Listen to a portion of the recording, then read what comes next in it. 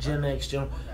What's up, y'all? We trying something new. Trying something new. All right. Who can we try? Gen X, Gen Y. You know, you could try like a TJ Crawford for Gen X. Who else is a Gen X? I can't even think off the top of my head right now. Gen X. No, what's Gen X? Me. Huh? 40, 45, right? Like, who are the people that are...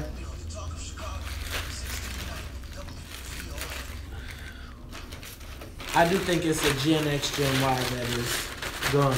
All right, y'all, check it out. We are on... YouTube. Hopefully you all are going to catch us today. Not where he was.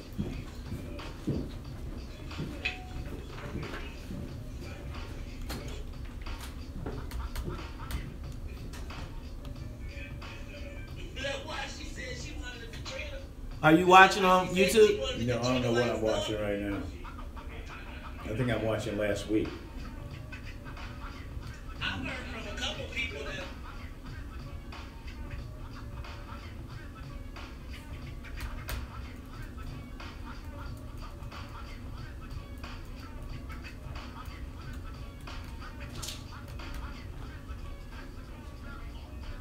Okay, yeah, I got a YouTube now. So where's the live chat? To the right? Let's go to it. Maze, my channel. The talk of Chicago and the voice of the nation. 1690 WVON Berwyn, Chicago. Healthcare folks, the High Court and the travel ban. I'm Evan Haney. What's up? Who's out there who is watching us live right now? Some Republicans do not want to vote this week. Conservatives are worried that it doesn't go far enough to undo Obamacare. Meanwhile, more moderate senators are worried that it may go too far. Sign in to chat. It could leave the most needy and the most vulnerable behind. All right. So there we are. Hello, good morning. What's going on? I only got 2 people with us this morning, but we got 3 people watching. Good morning, everyone. I'm going to try something. Good morning. Trying something new. The end of the session also brings retirement speculation. This year it's on 80-year-old Justice Anthony Kennedy. He's been on the court for almost 30 years, and 2 years ago wrote the court's opinion which said that same-sex marriage is a constitutional right in every state. Jerry Bodlander, Washington. Well, 17 fires are burning in several states. Correspondent Reed Binion. Among the states affected, Utah. That's where the Brian Head fire is located. It's the largest active wildfire in the nation. Scorching Couldn't find my Gmail 1,000 account. acres thus far. Jury selection starts today in the trial of former drug company CEO. Okay. So I'm trying to encourage you all to go to... Cost of a life-saving medication, 5,000%. Now, correspondent Bill Michaels reports the 34-year-old has been going online to call members of Congress imbeciles as his trial date approaches. Shkreli faces charges of securities fraud, wire fraud, and conspiracy for cheating investors out of more than $11 million between 2009 and... Thanks, Adrian, for subscribing. It says it'll stop reading your mail to target its personalized ads, but it'll keep reading. Did you get it? No, they asking me for these fucking passwords. Man, I don't remember all these damn passwords. Coffee, tea, or smoke. Shit. Charles. It just pisses me off because I can't remember all this shit, man. I don't know all this shit. Just swap your teeth for 5 minutes, and you're done. To try Power Swaps, call 1-800-679-1969. No, I can't get it.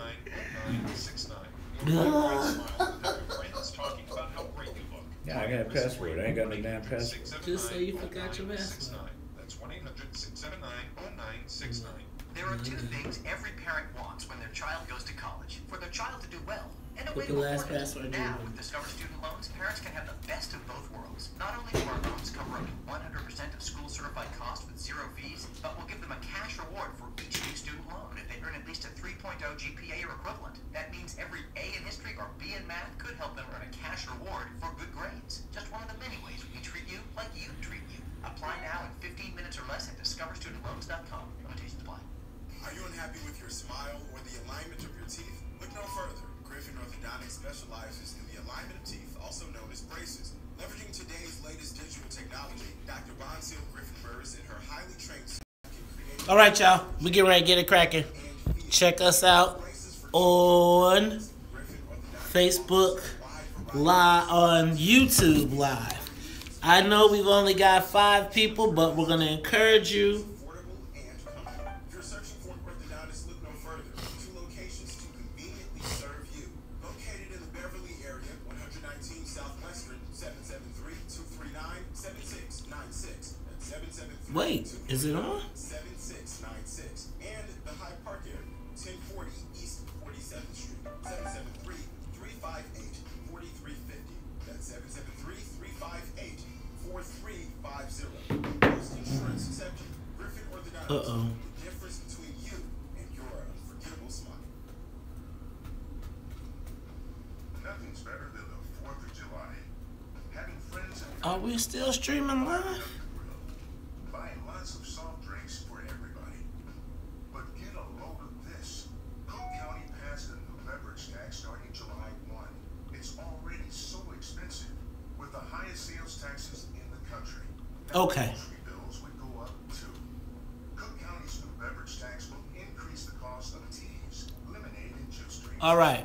We are On all of the taxes onto a on the Facebook page. Edit. Copy. You got to sign into your YouTube account. An 82% tax rate. Give me a break. No way we can afford that. Stop the beverage tax before it starts. Visit stopthecookcountytax.com. That's stopthecookcountytax.com. All right. Paid for by the Can the Tax Coalition, supported by The broadcast is live. Click on the link and you can check us out. When I grew up in Roseland, the community was a lot different than it is now. Crime is up, jobs are up, all kinds of issues to be addressed. I work as a mentor here in Roseland. Most of the children in I probably could go get the other one. 4 or 5 block radius. I've taken them downtown Chicago, and they're amazed. You show them things that they haven't seen, and when you see other things, you want to be other things. All you see Good morning. Who is watching us right now? how life is supposed to be. From what I know about J.B. Pritzker, he seems to be more compassionate than a lot of the other people that I've seen. So you can actually watch the show live on the page. We've got 9 viewers, 11. Thank you very much. Just click on the link, and I think we will be there. To help ourselves, but we need someone to help us do that. My name is Mark Mullins, and I'm glad that J.B. is running. Paid for by J.B. for governor. Hi, this is Maze Jackson, host of the WVON Morning Show. I've been the Monday commentator for the past 2 years. So guys, to do these broadcasts, I gotta take the commercial breaks, so you will not get the music today because they will kill the broadcast. They will kill it. So YouTube has the program which allows you to go through and they hear the music and then they will kill it out, knock it out. So you will not hear commercial breaks. We are about to get it on and popping. Good morning, W. Collins. Good up, Delcy Sanders.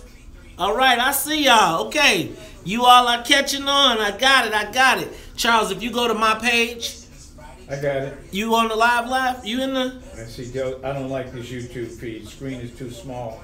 Can't see the broadcast while typing comments. Good morning. KM Milton. Good morning, KM. Thank you. So we're checking this out today. We'll test it out. If we don't, the thing I don't like is we won't be able to keep the comments. So I won't be able to go back, so I'm going to have to participate live. But we'll participate live during the chat. The other thing is you can turn your screen around. Good morning. Thank you for watching. You are tuned in to the Talk of Chicago. We're about to get it cracking. WVON, traffic and weather. Well, I'll tell you what, though. I do like the chat screen better for me to participate during the show.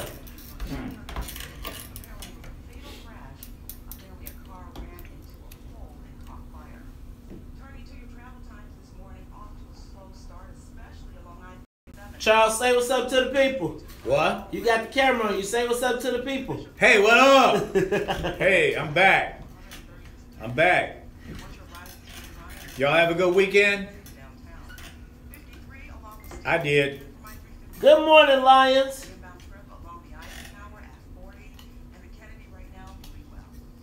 So can you all do me a favor and tell me as we're doing this, because I'm going to tell people to go to it, what they need to do. Sign in to chat. Go back. What are you talking about? I need you all to go back to the Facebook page and help direct people to the spot. Okay, I got to sign in to chat.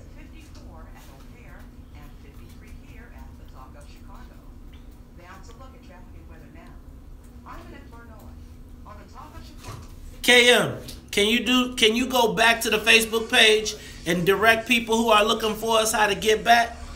You know what I'm saying? That'd be great. I appreciate you. Thank you.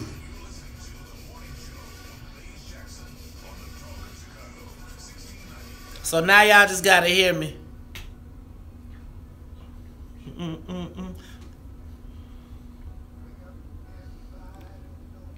What up, C. Holly?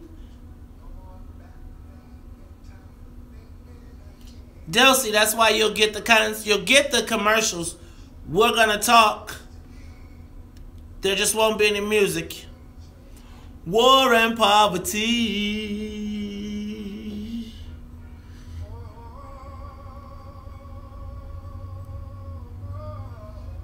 Wake up all the teachers, time to teach a new way. Maybe then they'll... Now they can't hear the music now? They can't hear the music right now. They can't hear the music? No, because I'm trying to keep the YouTube feed up. And YouTube screens the music. And so they can block the video based on the music. The world... How about all this? But it's going to be the same thing when we do our thing. We don't have the license for the music. We got to sign up for BMI. Well... But we just ain't signed up for BMI here. Change it, girl. Just Charles DS. Oh, DS, I didn't know that was you. Wake up all the teachers, make the old people well.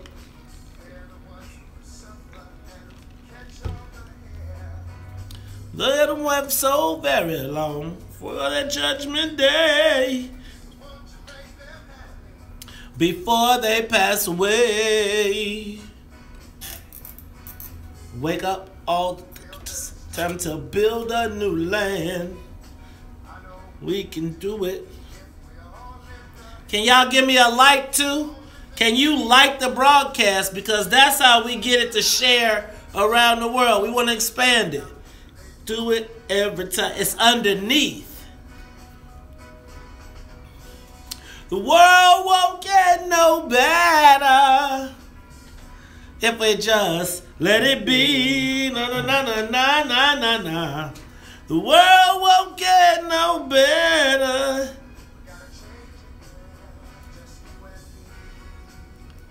Good morning, Chicago. Good morning, world. You are tuned in to the Talk Chicago 1690 AM. I am your host, Maze Jackson. Got my main man, Charles Thomas, in the building. Charles, how you feeling this morning? Man, I'm befuddled this morning. I'm trying to figure out this, this new situation you got going this morning, man. You know what? Man, I'm old school. I can't, man. It takes time. Charles, take a little time. Take a little time. Oh, man, you know, I'm all discombobulated, man, and going crazy, man. Charles, well, let me explain to the WVON listeners why you are discombobulated. So, you know, we do the WVON Morning Show live every morning. Not only do we do it on air, but we broadcast it online on Facebook. But, Charles, we changed it up a little bit. Yeah, right. We have gone to YouTube. Charles, man, Charles, I finally got that figured out. Now you got this new stuff going. Charles, see, that's because we are international. See, you know, Facebook keep us in a little box. We want to expand it. So we want to encourage the listeners. Man. You can go to WVON.com and get the link to the live broadcast. We want to encourage all of our WVON listeners, go to YouTube, go to WVON.com, or you can go to the Facebook page and get the YouTube link of our show. We are broadcasting live. You want to see Charles and Maze in the studio, what goes on behind the scenes, don't miss it. Charles. What? But you know what? It seems like this week, you hear about Chance the Rapper, man? Oh, seems like Chance the Rapper. Yeah, last night. You know what, Charles? So Chance the Rapper, at 24 years old, is now clearly the biggest thing to hit the world. I mean, he has received the Humanitarian of the Year award. Man, let me tell you, man, they just skipped over your generation and went straight to the millennials. Golly, I mean, they got this man running for president. Oh, President, mayor, all of that good stuff. We got us a new leader. Chance the Rapper. I mean, Charles. Number 3, is that what he is? How do you get the Humanitarian Award of the Year at 24 years old? I think what is left? It speaks to the leadership vacuum that we're experiencing right now. I mean, what happened to your generation, my brother? I mean, you guys are supposed to accept the baton. I feel like, I kind of feel like we got skipped over. Yeah, I feel like Generation X and Generation Y was kind of non-factors, and now the millennials have taken our lunch. But as they're taking our lunch, are they fully baked?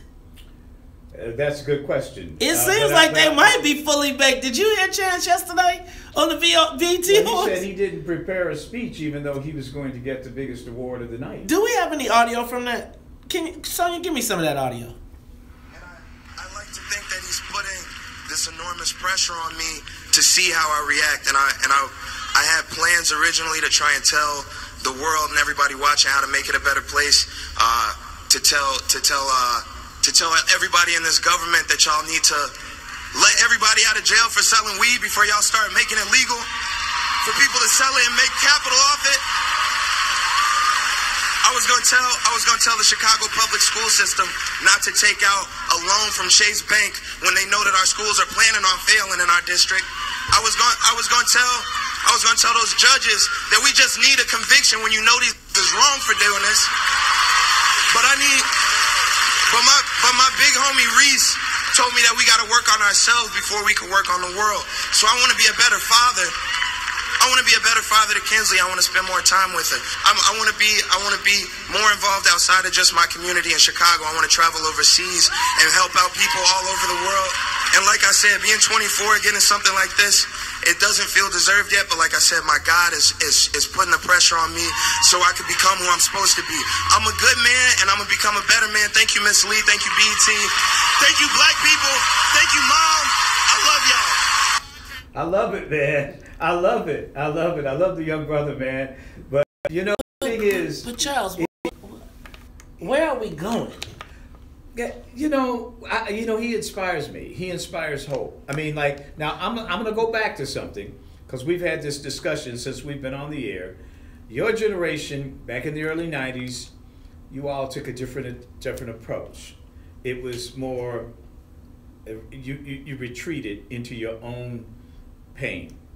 You retreated into your own pain, and you talked about a lot of stuff, and you went thug on us, and I think people rejected that. But I think even after your family meetings, after the family, even after the family meeting, what role did you have in that? Well, family meetings. How did the rapper? I resisted. You saw how resist worked, right? Resisted. Yeah. How did that work? You had the family meetings. We were supposed to be looking at you. How did Tupac beat you? Well, I mean, you know what? We're gonna have to continue this conversation. But I think Tupac had a little help from corporate America. Corporate America helped Tupac, whereas this brother Chance, remember, he's not part of the corporate structure. He did his own thing, and he created his own music without the corporate big corporations prodding him on. Okay. Does that count as those commercials don't count, huh? Ladies and gentlemen, you are tuned in to the Talk of Chicago, 1690 AM. I am your host, Maze Jackson. Got my main man, Charles Thomas, and we are on the Talk of Chicago. When we come back, gay pride celebration yesterday, rainbows everywhere, but it don't seem like the color black is in anybody's rainbow. We're going to talk about that when we come back on the Talk of Chicago, 617. All right, y'all. How y'all doing out there? How we doing? I know we freezing up a little bit, but I think... Y'all went thug. Did you say we went thug? Y'all went thug on us, man. Y'all went thug. Adrian said she went thug. Went thug. Did Adrian date Y'all thug? went thug. All right, y'all. I might go to the I'm gonna go to the car and grab another phone, and we're gonna see if we can come up on another broadcast as well. What's up, y'all? This is the Talk Chicago 1690 AM. I'm your host, Maze Jackson. We are discussing the social media question of the day. Yesterday was Gay Pride celebration, so I got a question for you. Is the Gay Pride Parade now more important than the Bud Billiken Parade in Chicago? I don't know. I'm starting to believe so. Give us a call, 773-591-1690. Post to Facebook or tweet, and we will get your comments on the air. Peace. Oh, Amina, that was a great comment. Amina said that don't worry about who gets the Humanitarian of the Year award because... Don't worry about who gets the Humanitarian Award of the Year because last year...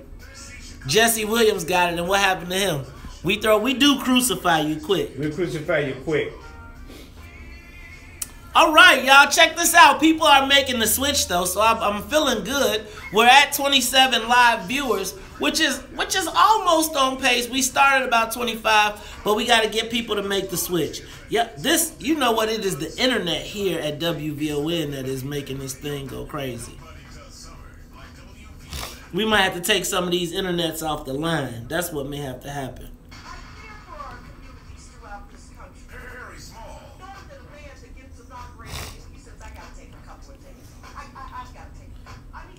All right.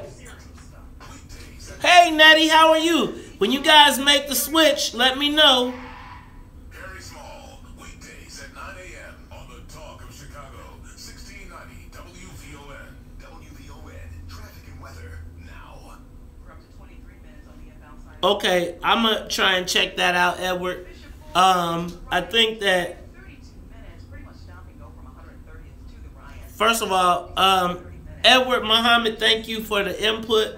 Guys, I need you to still share and let everybody know where we're at, okay?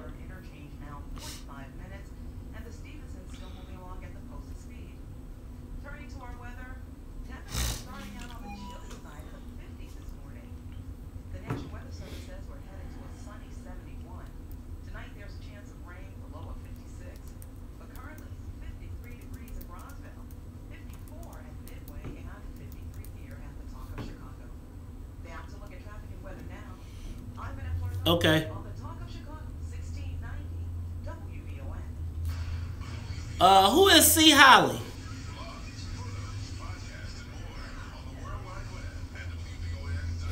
So guys, I'm keeping the music light in the background because I don't want them to take us out.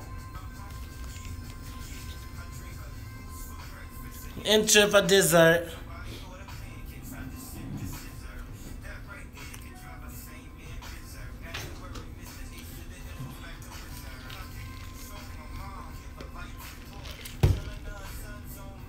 What up, Adrian? What up, Amina? What up, KM? What up, Kenneth Briscoe? Oh, what up, DS? Come on. What up, W. Collins? What up in the zone, Robert Clark?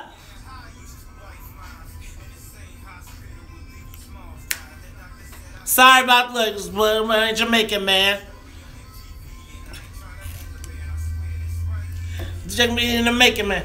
You are tuned into the Talk of Chicago 1690 AM. I am your host, Maze Jackson. Got my main man, Charles Thomas, in the building. Y'all, I'm starting to get my groove back, right? I'm starting to see my YouTube, my Facebook family is moving to YouTube. I'm seeing everybody. I just want to send a shout out to everybody, Charles, because they making a transition. And Charles, you gonna make the transition. Yeah, come on to YouTube. Actually, man, I was a little traumatized earlier this morning, but now 15 minutes later, I'm in the game. He's starting to enjoy I'm in the game. So I want to send. It's just better. I mean, it's actually not freezing up on me so much. Right. I like this how it's going. When we get some good internet and some internets, we're gonna be killing the game. I want to send a shout out to all the people that have made the transition with us. Shout out to Robert Clark. What up to D.S. Sanders? What up to Emma's? Oh, that's Amina. What up, Booker T? Big Papa. We got Nettie Morris in the building. Felicia Simmons Stovall. K.M. Milton. Nettie Morris. You know what? I'm just happy that we're all here. Did we say good morning to our host, to our crew? I forgot to say good morning to Annette Flournoy in the building. Shout out to Miss Sonia Escobar, our musical director. Charles, great time. You know what we also forgot to talk about? I had a great time this weekend at the black male mass graduation. Oh, that was great, wasn't it? Sonia was there. I was there. We had to give like a speech, a graduation speech. But we gave him a conversation. We did. We gave him a conversation a lot like we have here in the mornings. And I thought it worked. In fact, I want to do that again. I think people should have us come out to have the conversation. Yeah, they had the drummers there. The Still Walkers. It was on and popping. Shout out to Philip Jackson, the Black Star Project, all of the volunteers, and all of the graduates. You know what, Charles? I thought was awesome was seeing all of those young and old black men having a sense of completion. Yes, and we were supposed to give a speech to inspire them. Them being there with their parents and their families, they inspired me because I saw hope. I saw hope in that room, and I saw a new beginning, a new paradigm for the community that we want to be part of. Right. Charles, so, I don't know, Charles, did you see all of the people driving around? It seems like there is a new holiday in Chicago. Oh, you mean the Pride Parade? This is Black Music Month, but this is also Pride Month. Did you go to the parade? Man, I was looking for your boys. I didn't make it. I never go because it's just too crowded. I know that it's a big deal. It's a big deal. They actually, like where I used to work, they used to fight over who could be on that float because there wasn't enough room on the float, but they would actually fight to get on that float. Charles, it seems to me that the Gay Pride Parade has become the biggest parade in Chicago. From a commercial standpoint, I would say yes, but did you notice it wasn't on television? There wasn't a live broadcast of it. Whereas there is a live broadcast of the Bud Billiken Parade. There is no live broadcast of that parade. Now, what does that say? Well, what that says is they get to take Billiken's spot. I don't know, man. Bud Billiken, man, people love that parade. They want that parade live. Charles, the Bud Billiken Parade was at one point known as the largest black. Actually, it was the second largest parade in the country after the Tournament of Roses. But it seems like, do you remember last year where apparently they tried to shorten it? Right. And they then cut it, and now I'm hearing they're trying to move it off of King Drive to State Street because the white folks are now moving onto King Drive. They got that Mariano's right there at 39. They're trying to move the Bud Billiken Parade to State Street? They are trying to move the Bud Billiken Parade to State Street. Well, you don't barbecue on State Street. Well, they don't want you barbecuing on State Street. Man, there's some $800,000 homes over there on King Drive now. White folks don't want to meet black people standing on their lawns now. And barbecuing. Waving flags. Charles, but it got me to thinking. Because I'm here to tell you, man, everybody was getting ready for the parade. They was buying beads, tie-dyeing stuff, doing everything you could possibly think of. Charles, and I started to say to myself, has the Gay Pride Parade become bigger than the Bud Billiken Day Parade? It depends. It depends on, I think, how you look at it. Like I said earlier, there was no live television coverage of it. And if you want to translate people, participants, it's a trend. It's a trend right now. A trend? It's a trend, yeah. I mean, you know, the society is trying to become more inclusive when it comes to gay people. But they steady killing black folks. Well, you know, but I think that's the whole cultural thing. I think culturally, yes, because right now we're in a moment where the society is trying to embrace gay people, particularly here in Chicago, in the Blue Belt, so to speak. I mean, you're not going to find a gay pride parade in Birmingham, Alabama. Yeah. You're not going to find one, you know, in some of these more conservative states. With black folks, with places where black folks are moving. So, Charles, the places where black folks social media question of the day. Is the gay pride parade more important than the Bud Billiken Parade now here in Chicago? Charles, I would tell you that they're on opposite paths. So I feel like as the gay pride parade is ramping up, the Bud Billiken Parade is on a decline. That is not, that is absolutely true. I don't think that's undeniable. But how does that happen, Charles? I mean, City Hall has something to do with it because this whole business of shortening, making the Bud Billiken Parade shorter, giving it a smaller window. I mean, that comes from downtown. Man. I don't know if it comes from downtown or does it come from a person who represents all those white folks that don't want 1 million black folks on their lawns. You see, you got to think about all the permits and think about this. All of it? Think about the gravity of 1.5 million black people being out there, and now you got all these people buying. You now have the hottest neighborhood, and they saying, I don't want these black folks standing on my lawn. Plus, one day, come on. Hey, man. Just one day. Brother. You know what can happen with you black know what folks? I think it is? I think it's the fact that they don't have enough police to police it, quite frankly. I mean, I think that's a big part of the problem. I think that's why they stopped having the fireworks on July 3rd downtown, because they could no longer handle it because the city's in such financial distress. They can't really facilitate those events anymore. You know what, Charles? We're going to talk about it when we come back. It is 6:30. When we come back, social media question of the day. Is the gay pride parade more important than Bud Billiken in Chicago? We want your answers when we come back on the Talk of Chicago. Yo, what's up, y'all? How y'all feeling? So I'm enjoying this. Here's what I think. What does suck is our conversation is going to go away after this. So I'm thinking... Hold on. Go ahead. Gay Pride Parade, Alabama, Birmingham, huge event, Charles. Yeah, I was gonna say I think it is because they got all that Mardi Gras stuff. Pictures, yeah. All right. And ABC 7 does broadcast the Pride Parade, and they've been doing it for several years. They broadcast it at night, tape delay. Okay. So guys, I think you can comment. You can comment besides the live chat. But all right, let's roll with this live chat for right now. Let me see who is out there. Look at our faithfuls are coming over though. I'm happy with that. Thank you very much. You all know y'all gonna have to share y'all names again, cause we all know your Facebook names, not your YouTube names. So people got their real names. All right.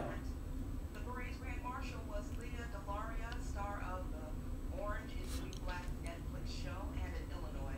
Skin tone is not working. Adrian, you went so Charles, did your daughter date Thug in high school and college? Did she bring some thugs home? Everybody thought there was a thug. They all thought they put tied a rag on there. There was bogus thugs. A lot of bogus thugs were out there. It's called fake thugs. Fake thugs that because the art was consumed by that thuggery. I mean, the whole notion. Somebody was writing on here the other day about East Coast, West Coast. What the heck was that about? Who is C. East Coast, West Coast shooting each other over some rap? Come on, y'all. Y'all gotta be kidding, man. That's like, in my generation, the Miracles and the Dramatics fighting each other or something like that. What kind of nonsense is that? That was total nonsense, man. And I think that stuff left. I mean, look at that. All Eyes on Me, man. That's Radar. Which is All Eyes on Me, which is a film about the era, right? I mean, people shooting each other? Come on now. And being glorified and people being made legends because they got shot? Oh, man. I mean, that's what the generation did. And I think it definitely caused a problem in the long-term view of what they meant in that period of history. Now, I understand that my generation is responsible because we abandoned a lot of kids in the neighborhood because we went off to work for the white folks and we didn't pay attention. But that generation went crazy, man. But I think they also abdicated any responsibility or for leadership moving forward. And I think that's why we had that vacuum in leadership, because that generation was so consumed by this self-destructive culture. Hey, that's a thumbnail analysis by somebody who really doesn't know a lot about what he's talking about. Amina said, let's talk about the selfishness of the baby boomers and their poor decision making after they could use the toilet with and marry white folks. Let's talk about how they abandoned the black community. She's right. She's absolutely right, because we left the community, and those of us who could left the community, and the kids had no more role models to deal with. She's absolutely right. Adrian said you dated wanksters. Adrian said she dated some wanksters. That's funny. Well, you know you wasn't getting no real gangster. You had to come to Bolingbrook to get the real gangsters. Real Bolingbrook. You wanted the real gangsters, you had to come to Bolingbrook. All right, you all, do me a favor. Check this out. Do me a favor, you all. At the bottom of the broadcast, you can share. You can tweet the broadcast. You can Facebook it. You can put it on LinkedIn. Do me a favor. Take it. We want to expand the audience. Part of the reason we moved is because it allows us to get this show out into a different audience. And it does it in a lot more convenient way. So please take a moment and share the broadcast. What up, Big Brother Kane? You made it. Kunta Kinte.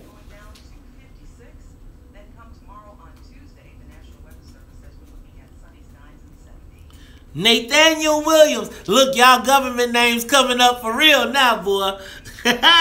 Booker T.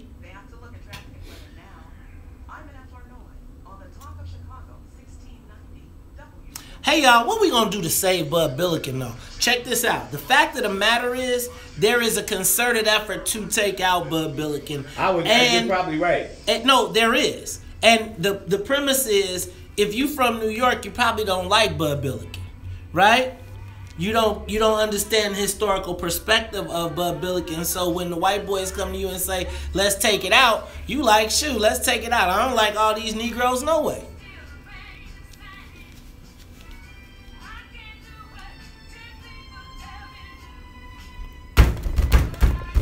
That ain't the same. Look at my bones. Me alone. I go back at my home. Sitting on the dock of the bay, watching the tide roll away. I'm just sitting on the dock of the bay, wasting time. You are tuned in to the Talk Chicago 1690 AM. I am your host, Maze Jackson. Got my main man, Charles Thomas, in the building. Charles. She can't get up under Otis Redding on that. Charles, I mean, you know what, man? No, see you. No.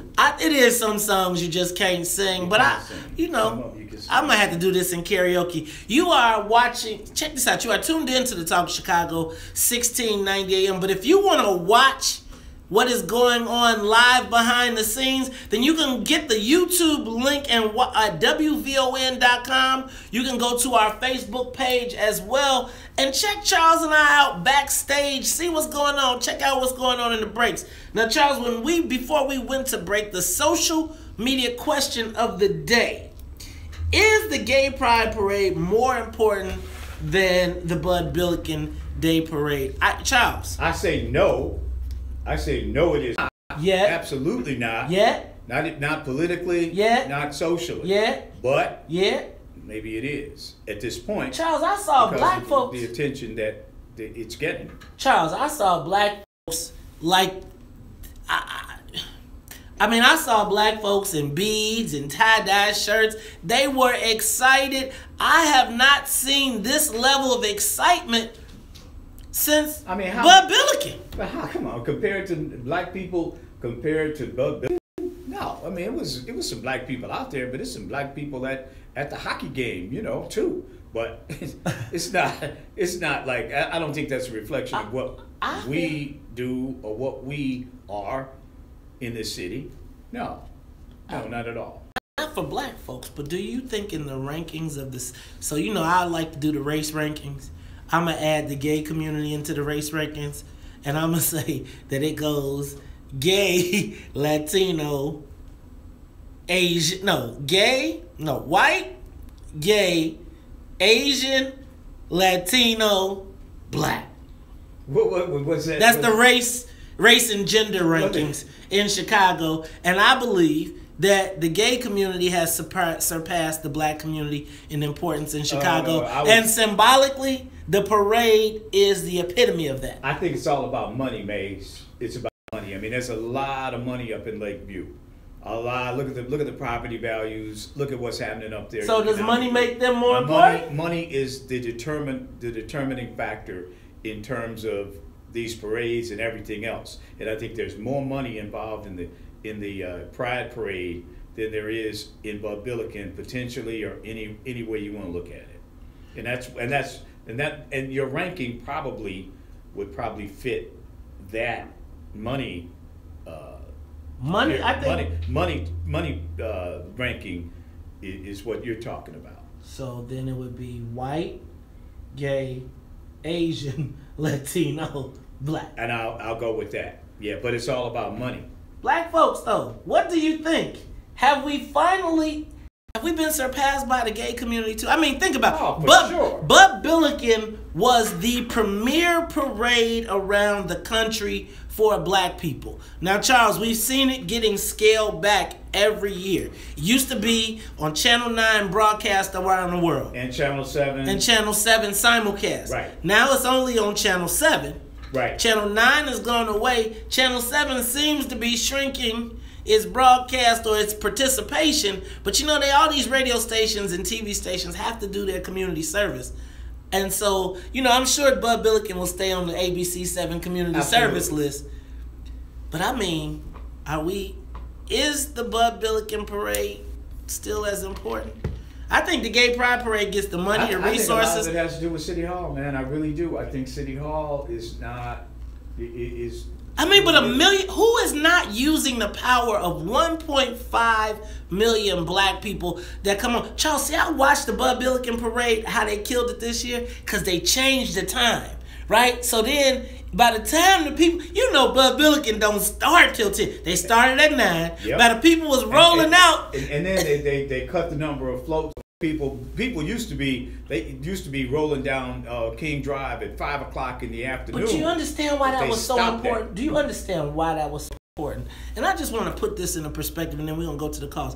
The reason Bud Billiken, and people say, it goes on so long, and if you're not from Chicago, maybe if you're from New York and you don't understand the importance of Bud Billiken, gave every little black child the opportunity to be a star for a day. So they was practicing. Man, I don't care if you had a white t-shirt and white tennis shoes.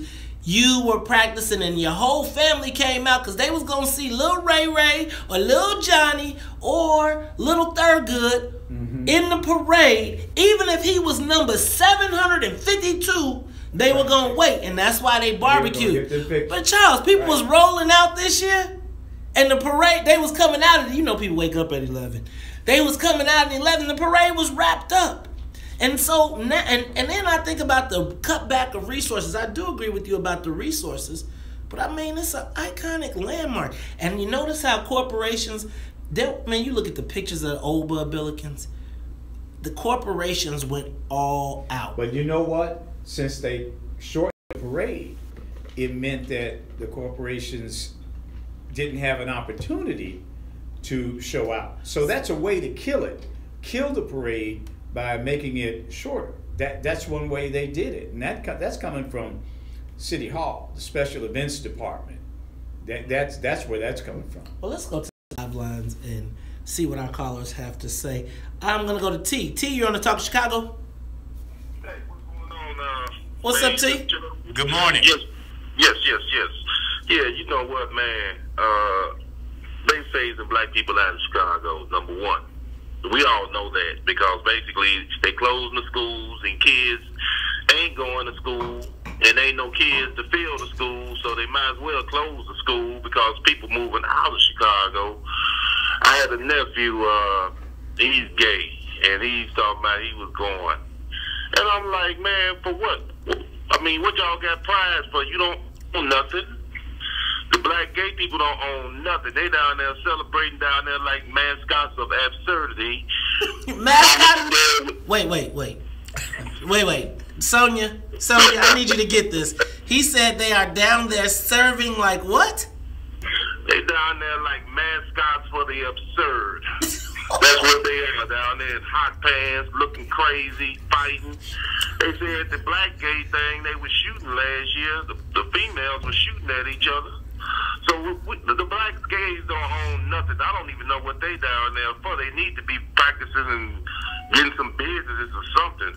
So, you know, to me it was just a bunch of, you know, and a lot of the political people, their kids are gay, Charles and Mays. That's why the gays get so much money. You remember Huberman and T.A.?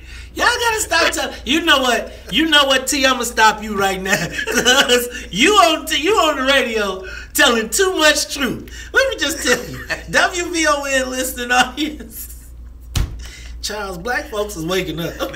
You on the Talk of Chicago? I still out of this one. Janice, you on the Talk of Chicago? Go ahead. It's so sad that everything positive in the black community is going. You know, but the liquor store and the pimping preachers, and you know, it's just really sad. That was something I watched every year. My mother, when she was sick, she said when she first came to Chicago, she was a nurse at Providence because they wouldn't hire blacks in the force. And she would tell us a story about how they used to make their shifts at Providence so they could watch the parade. And she said that's one thing that's not going. She's deceased now. But everything positive is gone, and all we start fighting for is now the sanctuary city and kumbaya. But no, there was no kumbaya when they closed those 50 schools. There was no kumbaya when our kids can't get into the trades. Where's all this kumbaya? You know, my grandfather said something, and I will never forget it. He said, you know, I respect Dr. King, but he didn't know the enemy he was fighting. And my grandfather said, a white man don't change nothing but a shirt. And we're worse off now than we were when I was a kid growing up. Even after Obama?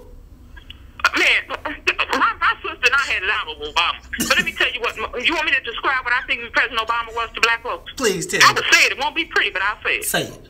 He was a house Negro. And when that man called him a house Negro, I forgot his name, that terrorist man, he didn't tell no lie.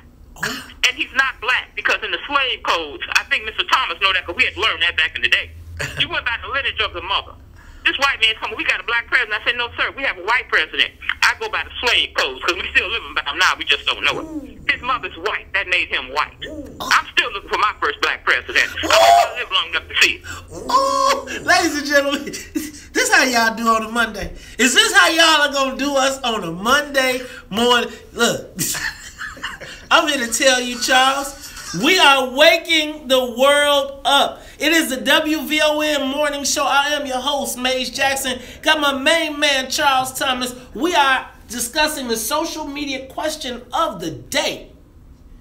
Is the Gay Pride Parade more important to Chicago than the Bud Billiken Parade? Give us a call, 773-591-1690. Post to Facebook or tweet. Remember, we are on YouTube. If you want the link, go to the WVON page. You can go to Facebook on WVON and find us. We are on YouTube broadcasting live. This is the Talk of Chicago at 647. More of the morning show with Mays Jackson coming up on the Talk of Chicago at 1690. What's up, y'all? How y'all feeling? All right, you know what? I'm feeling our WVON listening audience and viewing audience because, quite frankly, we're right in the same. We're hovering in the same spot. So I'm thankful that you all are making the switch. Can you all do me a favor? Can you go on there and can you take a moment? Can you tweet? Can you Facebook share? Can you tweet? Can you LinkedIn share? Can you Google Plus? Whatever you got in the share, please share it. Or you can embed the broadcast on your page. Do us a favor, help us spread the word.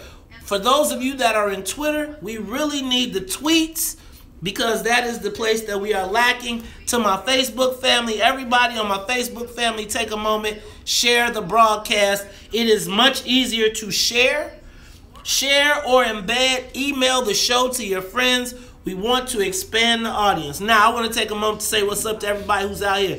Shout out to KM. I see you with the Lions. KM, I need you to stay quarterback and moving people from Facebook over to the YouTube. So monitor that page and tell them to come back. What up, Big Brother Kang, Mufasa Red, Nate Williams, Amina, she did pull the slave codes out, right?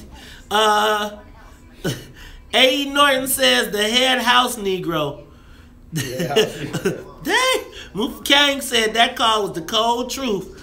Colin said, ouch. Kang said, Kang, did you put the ER on the neck? Dang, bro, you going hard. Who is your sister for life? Alvin Norton said, Coon by Ya. Coon by Ya. Yo. Coon by Ya. But how about mascots for the absurd? Really? That's black folks right there getting creative in the morning. I told my cousin he was mascot. That's mascots for the absurd. What up, Ship? What up, Rob Payback Ellis? Come on, y'all, help us get those numbers up. You see those? We are at 45 people watching right now. Can you help us get to 100 today? Because I'm telling you that 100 will multiply on YouTube. Remember, you can share through all the links. Also, like it. Thank you very much. Can you help? Let's start. Can we get to 50?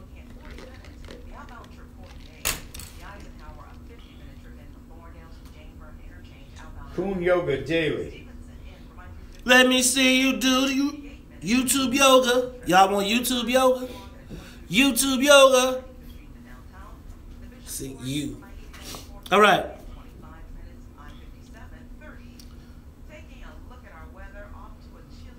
Hey, Carol Muhammad. Okay. See y'all. Y'all changed up your Gmail names are different than your Facebook names, and I don't have any pictures to go with it. Reese Mo, the morning callers got you on fire. All right, I got a question. Who wants to be administrators in the Lions Den? I need some administrators in the Lions Den so we can start recruiting and accepting more people. The Lions Den is going to be the morning show's version of the Beehive, right? So when somebody act up, we hit the Lions Den be like, get them!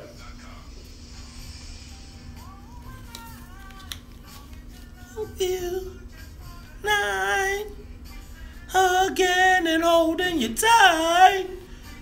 Love you for all my mind. Reasons, the reasons that we feel our feelings won't disappear. Oh, and after the love games have been played, all our reunions are just a charade. And when the reasons start to fade. You are tuned in to the Talk of Chicago 1690. You ain't know I was. Hey man, look. What's up, man? Why do black people think they can sing Reasons? You know. I think I can sing it.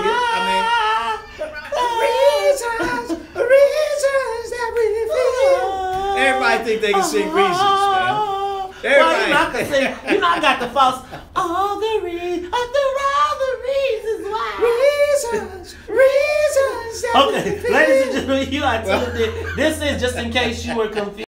This is the WVON Morning Show. It's Maze Jackson on the falsetto, Charles on the bass. We got Sonia on the wheels of steel. And you know, Annette is just looking at us like we all crazy.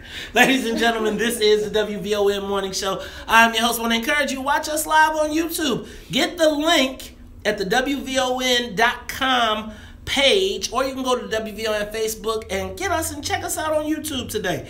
We are asking the social media question of the day. Is the Gay Pride Parade more important in Chicago than Bud Billiken now. Let's go to the live calls, Charles. We got some callers. Ron, you're on the Talk of Chicago. Hey, good morning, guys. Real quick, what these parades are about simply are numbers, and numbers is influence. So in answer that question, the gay parade absolutely is more pushing. And here's the second thing, because see, people respond. I like May, but you and Charles they make a distinction between what's black and people of color. But I even take it further in on this. As former President Barack Obama, because he went on to support policy legislation, gay people, Mexican people. But see, for black people, you only benefit when the policy lifts up all ships. You know, so what I'm saying is that in Chicago, absolutely, blacks have no influence, and now in politics, relative to money. See, so they see us as insignificant, unimportant. So, you know, the parade, the Bud Billiken Parade means one thing. It means one day of having some fun, enjoying yourself, and then just move on. These other organizations, it's about continuous affecting policy and being heard from. Thanks, guys. Thank you very much, Ron, for your comments. Let's go to Reginald. Reginald, you're on the Talk of Chicago. Yes, hello? Reginald, you're on the Talk of Chicago. Hey, how you doing, brother? Right. Hey, look here, man. And just like Bernie Mac would say, you guys must be crazy, man. Ain't no way in the world a gay parade is more important than the Bud Billiken Parade. I mean, the gay parade is the devil full in effect, man. Full in effect. There's no way possible. You know what I'm saying? The Bud Billiken Parade is about education, trying to make these kids go to school, college, and become productive citizens. A gay parade, I have nothing against. There's no way there should be violence against anybody. But gay parade, you gotta be kidding me, man. You gotta be kidding me. Thank you for your call. You know, he makes a point. I mean, it's a reflection of American society, culture, 2017. Whereas Bud Billiken was, formed, what, 75 years ago. Yeah, so it's what society is about today. So why y'all don't just admit it? Admit it, Charles. Admit what? We have lost in the race and gender rankings. But let me tell you, it's because we are allowing them to define us. Well, they doing a good job. We said, hey, I don't care what you say, Rom. We're going to have a parade on King Drive, and it's going to last 9 hours. Okay, Rom? Now. And that's the end of it. And our aldermen and everybody backs us up, and we're going to have a parade for 9 hours. The alderman told us that it needs to go to State Street. That's the problem. That's the problem. The aldermen serve a different master than the people. That's what we've been saying on this program for weeks. That's what we're going to say on the ChicagoDrum.com. Speaking of that, did you get that? Did somebody get the ChicagoDrum.com in their email? Right, because the ChicagoDrum.com is real. It's going to happen. But this is what we're going to do. We got to start serving ourselves. Our leaders have to start serving us and not this other master out there. Come on, man. The master been the master for a long time. It's hard to break them chains. Let's go to Maurice. You're on the Talk Chicago, 1690 AM. Good morning, gentlemen. Maurice Nichols here. Good morning, Maurice. Good morning, gentlemen. I agree with Brother Charles, man. This gay pride parade, the scaling back on Bud Billiken, all about economics. And let me say something about American apartheid in general. It's just as ugly, evil, immoral as the South African variety. That's what we're looking at. And the way they ended it in South Africa was to pull out the money, brother, if we could do it here. Thank you. Thank you very much, Maurice. I got time for one more call. We're going to go to Rashad. Rashad, you're on the Talk Chicago. Hey, this is Rashad Glover. How are you doing? All right. How are you, Rashad? I'm all right. I believe I just went to the Night of 100 Stars the other night, and they honored Chance the Rapper. And I believe if we had Chance the Rapper to become the leader of the parade, that would garner sponsors. That guy is a marketing genius. Charles actually, excuse me, Rashad. Chance is actually going to be the Grand Marshal of the parade this year. Well, that will do it, man. I guarantee you more people will be watching. The boy just won some more awards. His parents are politically connected in Chicago. I think that can bring back the power that we need to for our community and the Bud Billiken Parade. Thanks, Rashad. Charles, I like that concept. I do think that we need to have more stars, but I am wondering, is that our problem? That we always got to have a star. Yeah. Do we always have to have a star? Well, you have to have people that take the step to get out front, like you have, right? You have to make these movement. You got to make movement. One makes a movement, then others make movement. I mean, that has to happen. Yeah, somebody's got to walk point.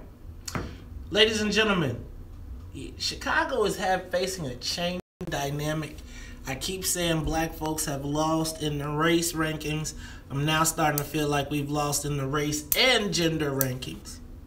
We are at the bottom of the totem pole. Bud Billiken Parade is on the way out as the Gay Pride Parade is on the way up. What we gonna do, Black Chicago? How do we save ourselves? Up next, Salim Muwakil. Yes, he's a philosopher. He'll be here to talk to us about the possibility of war with Russia. That and much, much more when we come back at 6:59 on Talk Chicago. WVON.com. What up, y'all? All right. Yeah, it's hard to see.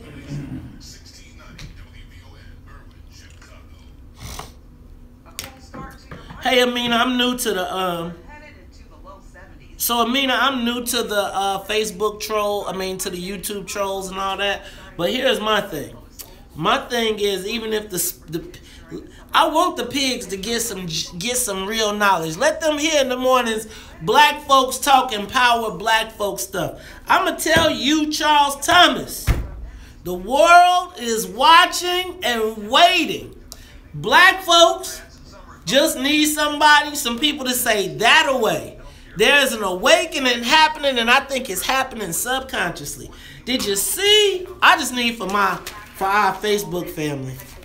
Excuse me, our YouTube family at this point, to check out, I want you to check out Laura Washington's article.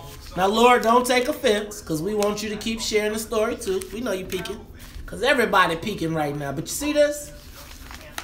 Black folks are waking up, and they not going for the okie doke. And I think as we continue to beat the drum, you ask the questions before you take the pictures.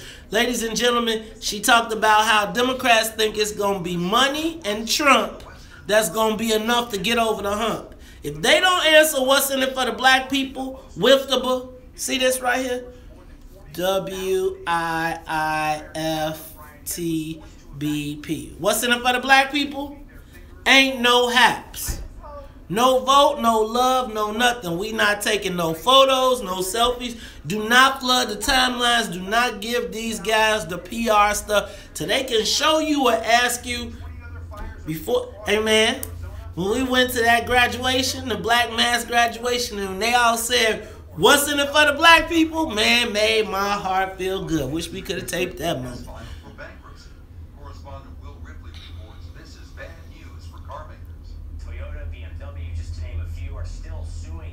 Okay. Millions of dollars in losses, and this bankruptcy deal now makes Booker T, you copy? You are commenting. You're commenting right now. Life's never perfect, but as realtors, we know living it in the perfect place can make a big difference.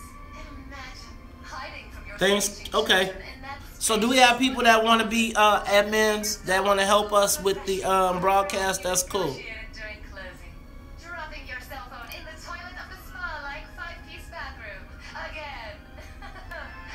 Mr. Insect Nasty. Who is that? What a name is that? Insect Nasty. Is he new? Summer's here. So is grilling season. Oh. Oh, I see what you guys mean. We have like real actual trolls. How cool is that? Like we're making the big time. So what do you mean they're trolling? What's that? So one guy says, nice video. Shout out to Lee Howgate. I can't breathe says, suck my dick. Yes. W. Collins. See, y'all got me calling y'all by the name.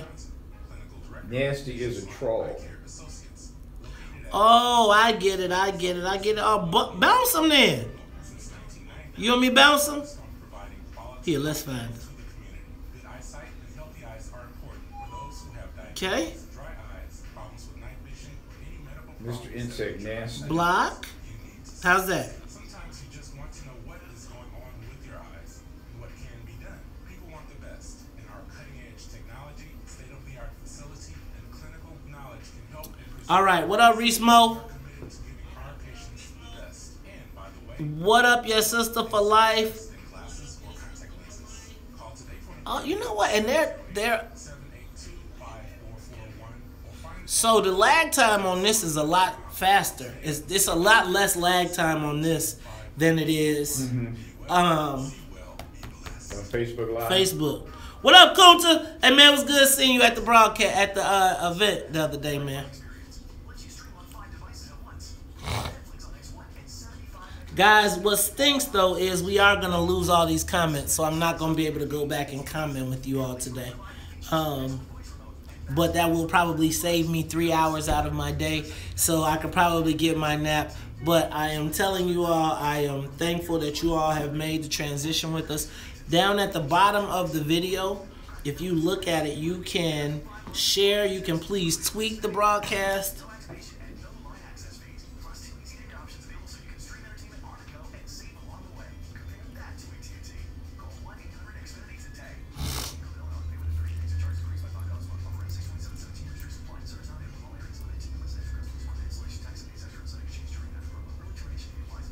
Charles, what's your Twitter? At C. Thomas Drum. We were talking about the Confederate flag, and I was just so surprised to learn, even in northern cities, there's people that have this affinity for the Confederate flag. I know exactly why they have them. Everything about it is racist. It has nothing to do about their history because, listen, the Confederate flag at one point, when you would see it, you know that you were almost going to be a target for a terrorist act. Very small. Weekdays at 9 a.m. This is some serious stuff. On the Talk of Chicago, 1690 WVON. Can you all take DS? Everybody, can you take a moment and make your 7 a.m. share? Share a tweet and share it on Twitter, Facebook, and YouTube.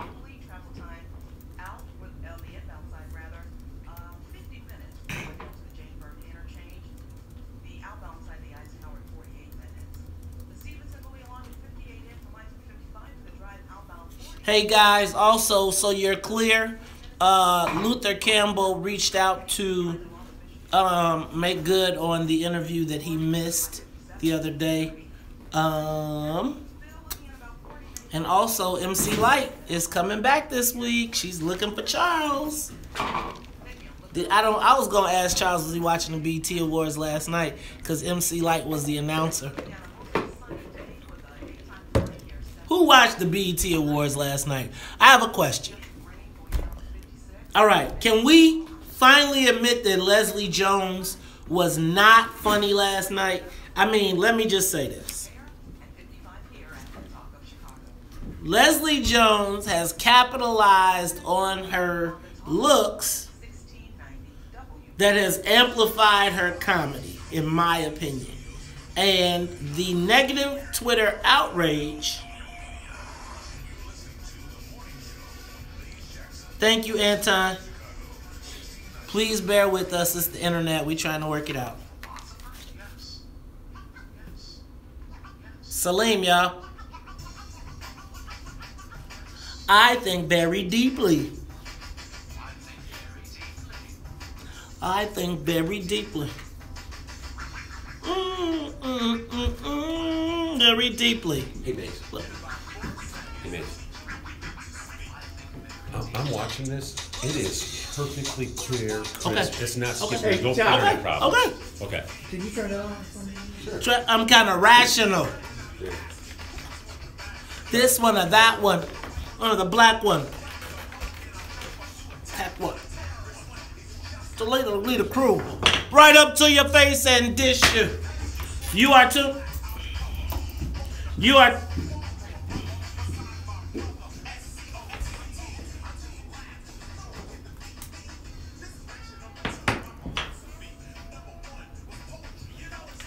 You are tuned into the Talk of Chicago, 1690 AM. I am your host, Maze Jackson. Got my main man, Charles Thomas, in the studio with me. I got Annette Flournoy in the newsroom and our musical director, Sonia Escobar. Now, when you hear the music, when you hear that theme song come on, that means you are about to talk to a philosopher, a scholar, world travel, world renowned. Ladies and gentlemen, join me in welcoming Salim Muwakil. Ladies and gentlemen, are you a philosopher, sir? Are you a philosopher? Ladies and gentlemen, Salim, welcome to the Talk Chicago, 1690 AM. Salim, it was good seeing you Saturday, my brother. Oh man, it was really good seeing you brothers, man.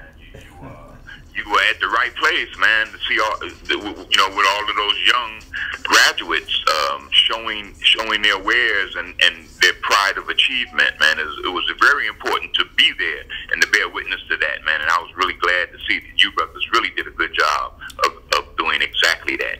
And of course, Phil Jackson, man, he's such a jewel in our community. And sometimes, he's an unacknowledged jewel. And I think that's something else we need to do is really put a flashlight, a spotlight on Phil's work and help him reach a larger audience. Absolutely. All right. So, ladies and gentlemen, Brother Salim, I had a great time there. And I'm going to tell you, those African stilt walkers and Brother Phil Jackson and those drums. Charles, those drums.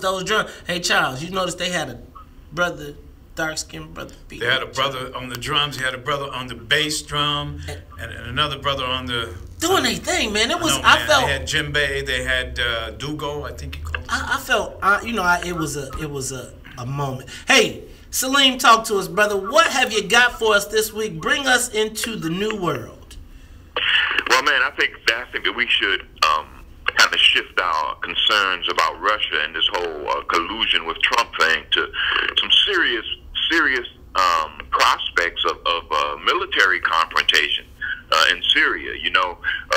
This country, we downed a Syrian plane recently last week, and that was really the first time we did that. And it's kind of amazing that hasn't happened before because there's so many forces operating in that area. And the Russians said that was it. The next time they detect an American warplane in the area that they are concentrating on, which is west of the Euphrates River, they're going to target it. And if that happens, there we are. We're right in the midst of it. We're kind of taking all of this stuff for granted, and we have the two most weapons-laden forces in the world facing each other, with the prospects of some kind of head trigger that could set off something that we will regret for eternity, for the rest of eternity, man. If Russia and this country go at it, we can destroy the whole thing. The whole shebang is up for grabs. It's almost but it's almost unthinkable that either of these countries would ever do what you're suggesting is possible. Yeah, I know, man, and this whole theory of mutually assured destruction, MAD, as they call it, has deterred anything even coming close to that. And when it did come close, I think the closest it has come, it was the Cuba confrontation, and then something happened later on that is still a little bit shadowy, but we'll find out more about it. But that was another time when we came close. But I mean, there's so many ways to slip into this. We have so many forces that are at each other's throats and are proxies of other forces in that region. And that any insult or or injury to either of those forces can trigger something larger. You know, now Turkey's deeply involved in it. They are becoming much more aligned with Iran, and those forces are now Saudi Arabia, because Trump has Donald Trump, our president, has granted them an enormous weapons deal and given them kind of a sanction of the U.S. Now they're pressing their issue and causing even more problems in the area. And you know, it's such a pressure point, and there seems to be no interest in what's going on. And that's, you know, other than the collusion with Trump officials, people are not even talking about Russia in any kind of serious way, man. And this is something that we should be really in deep discussion about, because as we all know, man, it's not a promising prospect to have two of the most well-armed nations in the world facing off with each other. That's not a good look. Brother Salim, so, you know, I'm ever the conspiracy theorist. But really, what does the U.S. shooting, what does this proxy battle in Syria really mean in the grand scheme of things? I mean, I think we had these proxy wars in the original Afghanistan. We've seen kind of these proxy wars where we fight in other places. It almost seems to me, Salim, like this could be a win for Donald Trump in this collusion with Russia thing. It could be a win. Actually, what it is it's demonstrating that Donald Trump may have been on the right track with trying to improve diplomatic relations. Stop the presses. Stop. Did I hear a black man, a learned black man, scholar, intellectual, and philosopher say that Donald Trump could have been right about something?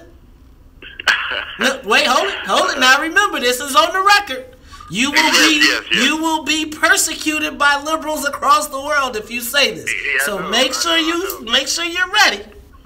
I've been urging the left in whatever way I could to kind of lose this obsession, man, with all of this Trump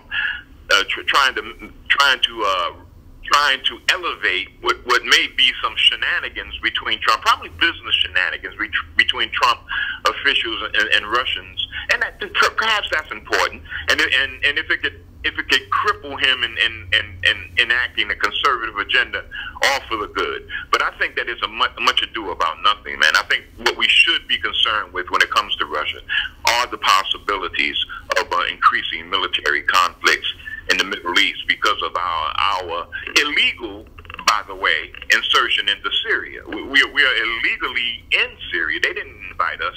The legitimate government of Assad, Bashar al-Assad, they didn't invite us.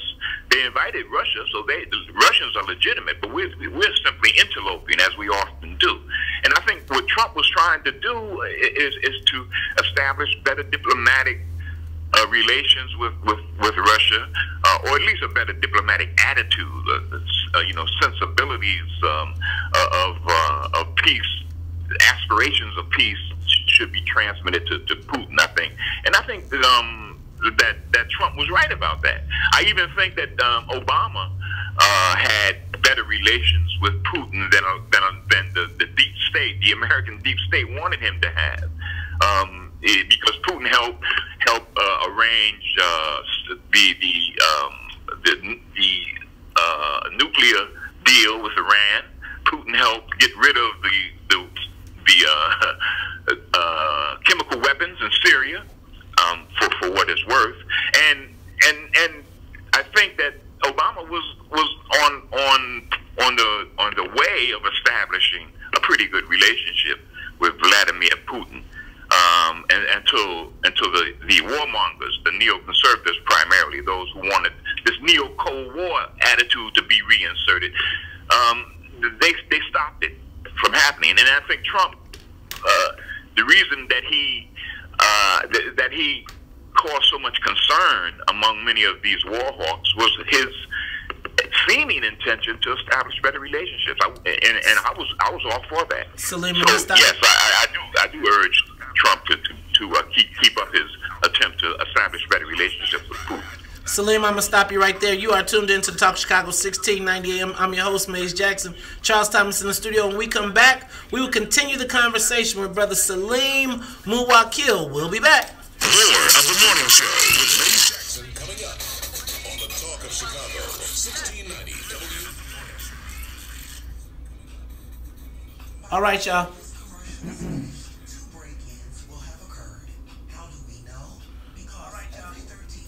Okay, what's up, Nate? What are you talking about? Why do we do what to the den, bro? What are you talking about? What's up, Nate? Okay, Amina, Loverboy. Who is Loverboy C? Cali 909 Loverboy. I don't. No, that's somebody new. I mean, that's one of our people. How you know? Cause Amina's trying to help him get over. Like everybody's going to their Gmail names.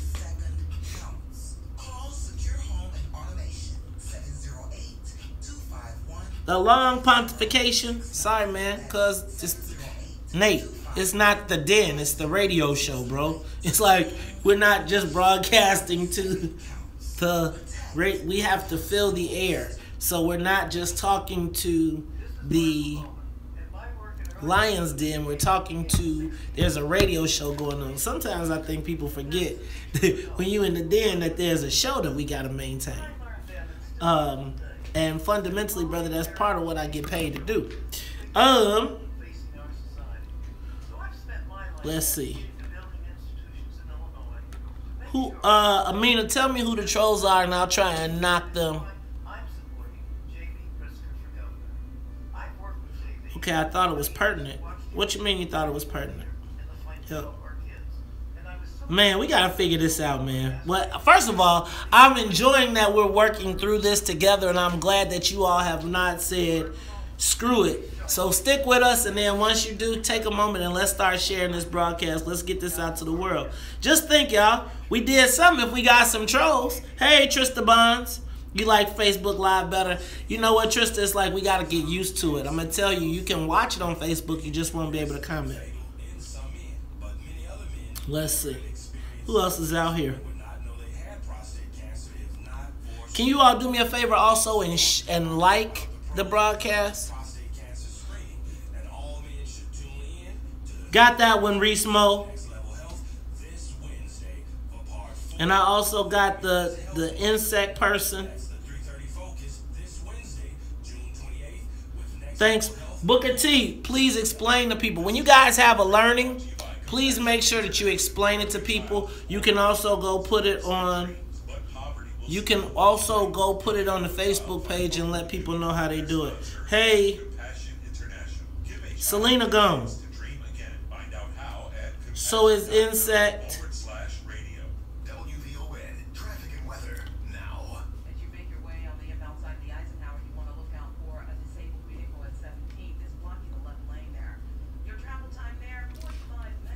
Kim, have a great day at work. Nate, why you be hating on my yoga, man? Amina, what are the trolls gonna report? Can you all go give me thumbs up on the broadcast too? And can you go across and share, man? Share the broadcast. Now, you know where it says share or embed, or you can embed the page.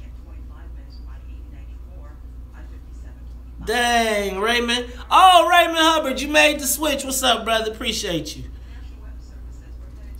Anton Woodfork, what's up, brother? So, can we go back to Leslie? She was not... I mean, y'all, I did not think she was funny yesterday. She was screaming, and I also feel like the ugly thing, beauty is in the eye of the beholder. I just need a different set of eyes.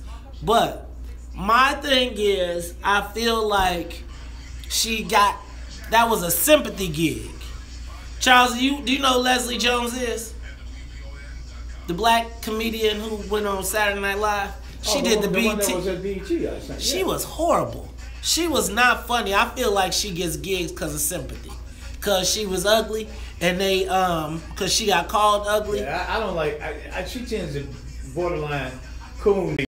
She was, extra coon yesterday. She even did fried chicken yesterday. Yeah, she's cooning, man.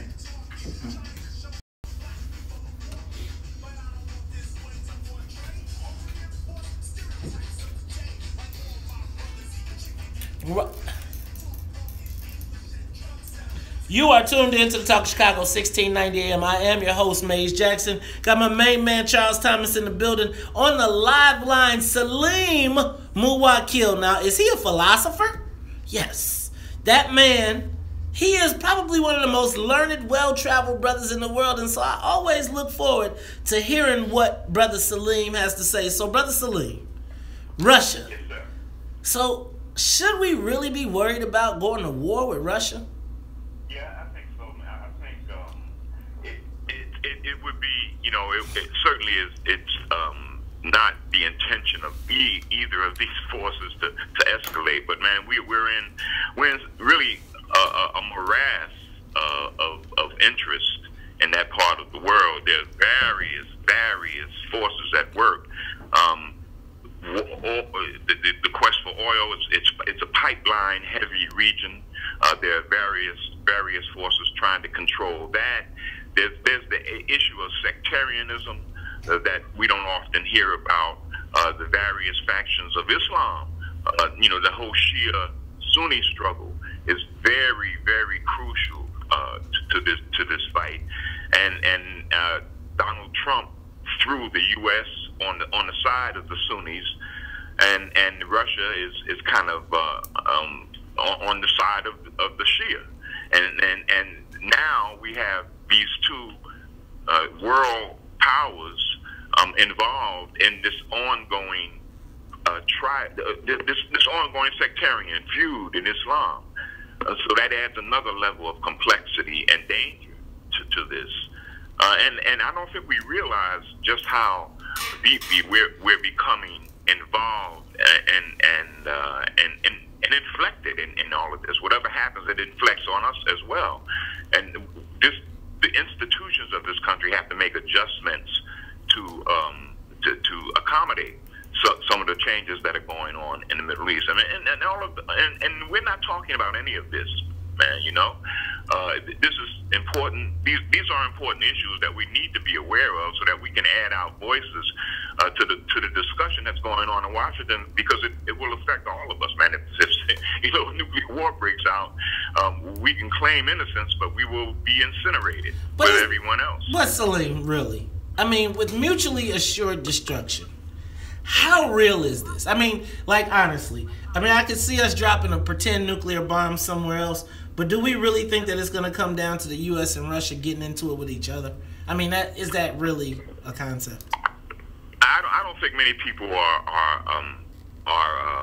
that worried about the prospect, because there's so many fail-safes at this point.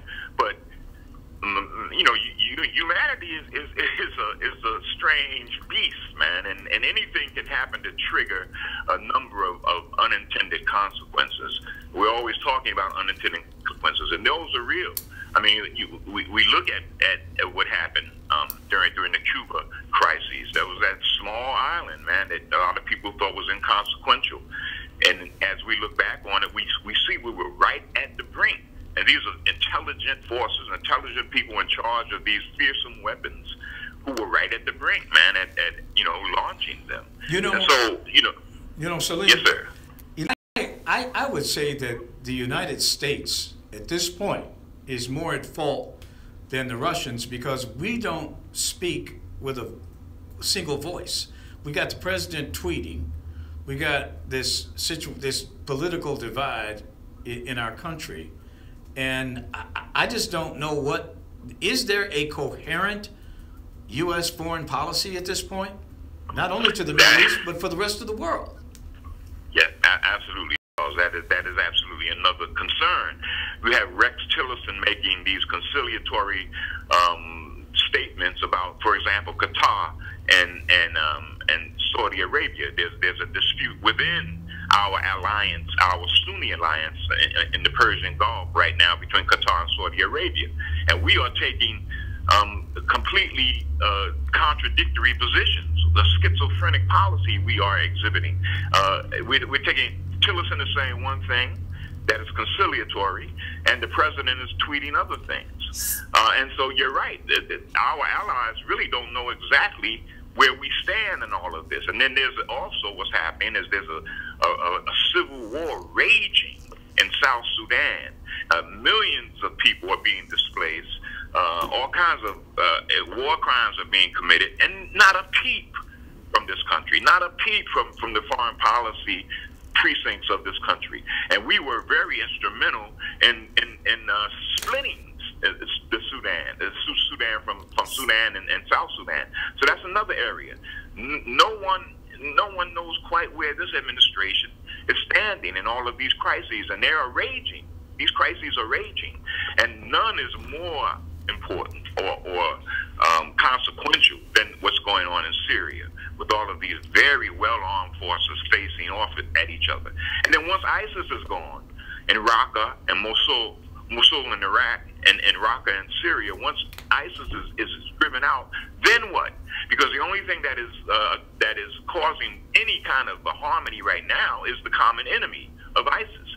Once ISIS is defeated, we'll have the U.S. facing Turkey, facing Russia, facing Syria, facing Iran, facing Hezbollah. Israel's involved in that. It's a morass, man. We need to be much more attentive to what's going on. Speaking of attentive, Salim, you got less than a minute, but comment on the fact that President Obama, members of his administration, said that they dropped the ball on Russia. Yeah, well, that's because you can imagine the political consequences that would have, descended on Obama and the Hillary Clinton campaign had he come out and, during the height of the campaign and said, look, Russia is trying to elect Trump, which is what they were doing. That was the information he had. Had he been explicit in saying that, there would have been an enormous political reaction.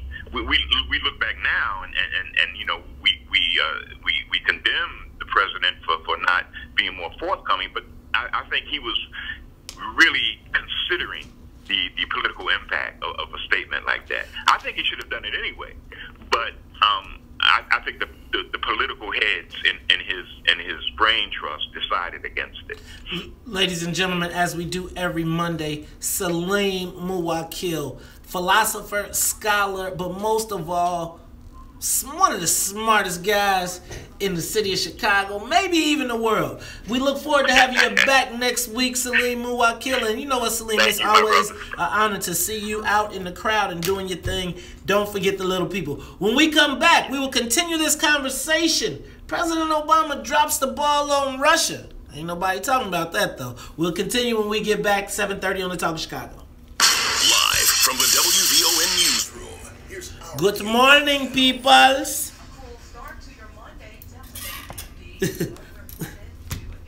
Oh, Nate, I get what you're saying. Nate, don't be a hater. Look, we got to love the brother, man. We love the brother. Okay. Dennis, I think when we start waking the lions up across the country, I'm going to need some security. How about that? I'm almost need some now. Man, I'm going to tell you, actually, guys, this YouTube live chat is pretty dope compared to the Facebook live chat, and I can kind of keep up with it. But can we continue this Leslie discussion now? I just feel like, so, Charles, if you would have seen the BET Awards yesterday, I saw part of it. She was out of control, and I just feel like... as far as I'm concerned, she's out of control every time I see her on television. To me, she is the coon. She's a coon. She coons, man. That's how she makes her money. She's coon. I mean, she was bucking her eyes yesterday. She coons, man. She's a coonette. So let me ask y'all a question. That's how I react. I don't go out there and on a campaign about it, because she's not the worst coon out there, but she's definitely a coonette. We can talk about it on the air, man. Okay. So we could do the Coonerific.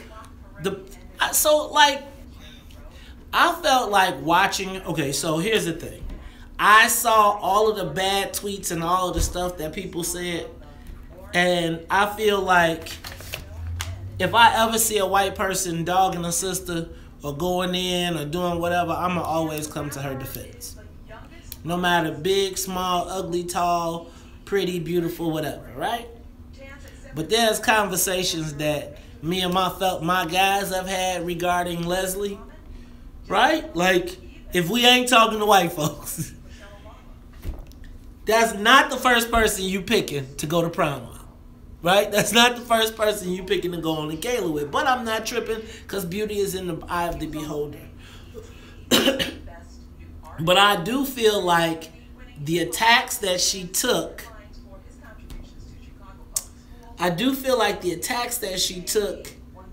for her looks by white folks made us circle the wagons around her, right? But if you would have asked the average black person, like when you watch her skits and you watch her stuff, she's not funny to me. But I feel like she plays into the ugly thing. She plays into the victim role. I mean, I really didn't.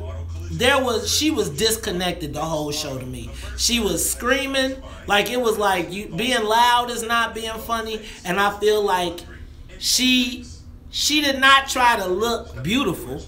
She tried to play into the whole I'm not pretty. Now, if that's part of your stick like Cheryl Underwood, that's one thing. But you can't be the victim and then play into the role too. I was like, you need some.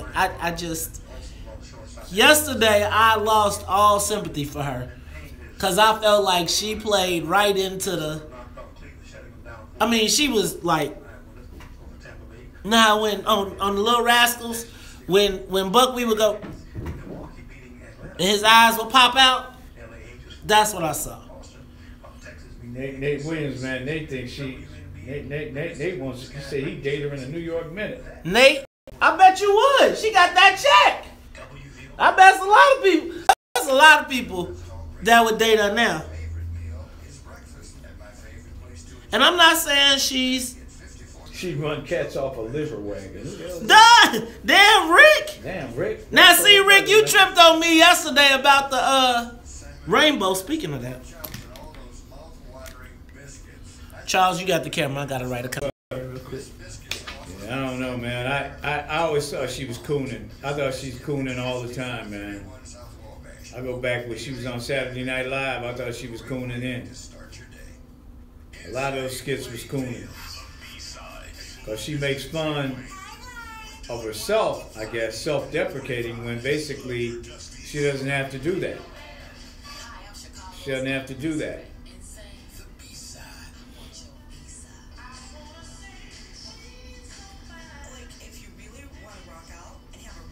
So she plays into a perception that white America has of what white America thinks of her, how she looks.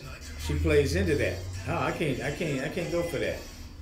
I can't go for that because, you know, she's not ugly. What's ugly? What's beautiful? What's ugly? You know, that's defined by white America. And if you play into that, then I can't get with that. I can't get with that. No, that's cooning. She's cooning because she's making white people think that they're beautiful because she's ugly. I'm sorry. I've always had a very uncomfortable feeling with the sister and how she acts and how she brings it. And the eye bucking and all that. I'm sorry.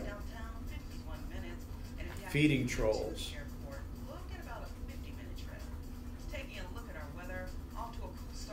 I don't think she's ugly. I do not think she's ugly. I think she plays at being ugly. But you know what? There it is. She plays at being ugly. I think she's that, not ugly. And she ain't ugly by any stretch. I would tell you that. I can tell you that most sisters, when they put themselves together, unless they can always be beautiful in their space. Right. Right? Like Absolutely. you gotta, so I don't want to mean like she's just straight up. I do feel like though she combs her hair out. Right. She makes herself look she puts red lipstick in. No, Floyd, Salim not coming back. She is not ugly.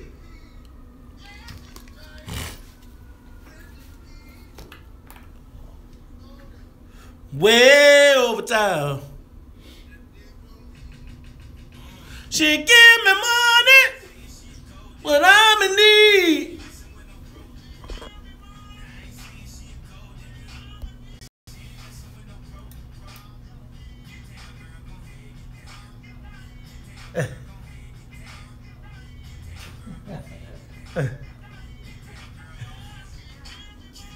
Oh man, you gotta do the salon.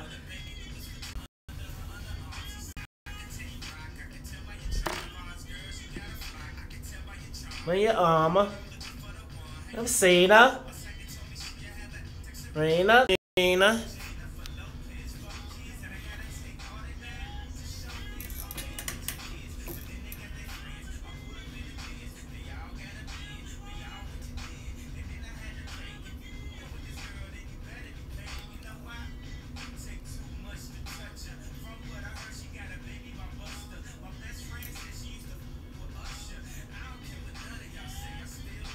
You are tuned in to the Talk of Chicago 1690 AM. I am your host, Maze Jackson.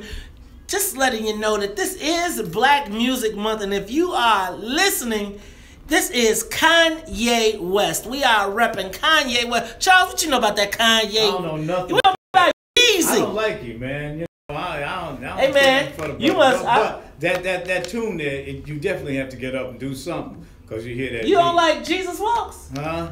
Dog, he had people singing Jesus in the club. Yeah, I know. You know, Charles. Plus, I ain't no big fan, man. Hey, man, he checked George Bush. I don't have any Yeezy tunes in my collection. That's right, but you got you some NWAs. Coltrane. You got some Coltrane. You what was that one you said you liked? You said you liked. What was that rapper you said you liked the other day? You know what you was quoting. I done heard you quoting Ice Cube before, so. No, I remember some of the songs because I heard them when my Because you asked me about I would hear Strawberry. them in the back. Yeah. Yeah. What you asked me about that Strawberry? You know what, Charles? Yeah, you Yeah. know. I remember some of them because I would hear them as they were being played in my home. And I would have to So go, you let the kids play? No, you'd have to go talk and say, what was that? And then they would tell you, and you would say, well, is this what you? Oh, yeah. Is this what Adrian? It's just music. Okay, as long as you understand. Adrian and the Wanksters was listening to the thug music. The thug music, right. Yeah. Ladies and gentlemen, you are tuned in to the Talk of Chicago 1690 AM. I am host Maze Jackson. Got my main man Charles Thomas, as we always do. You know, we just like to have a conversation.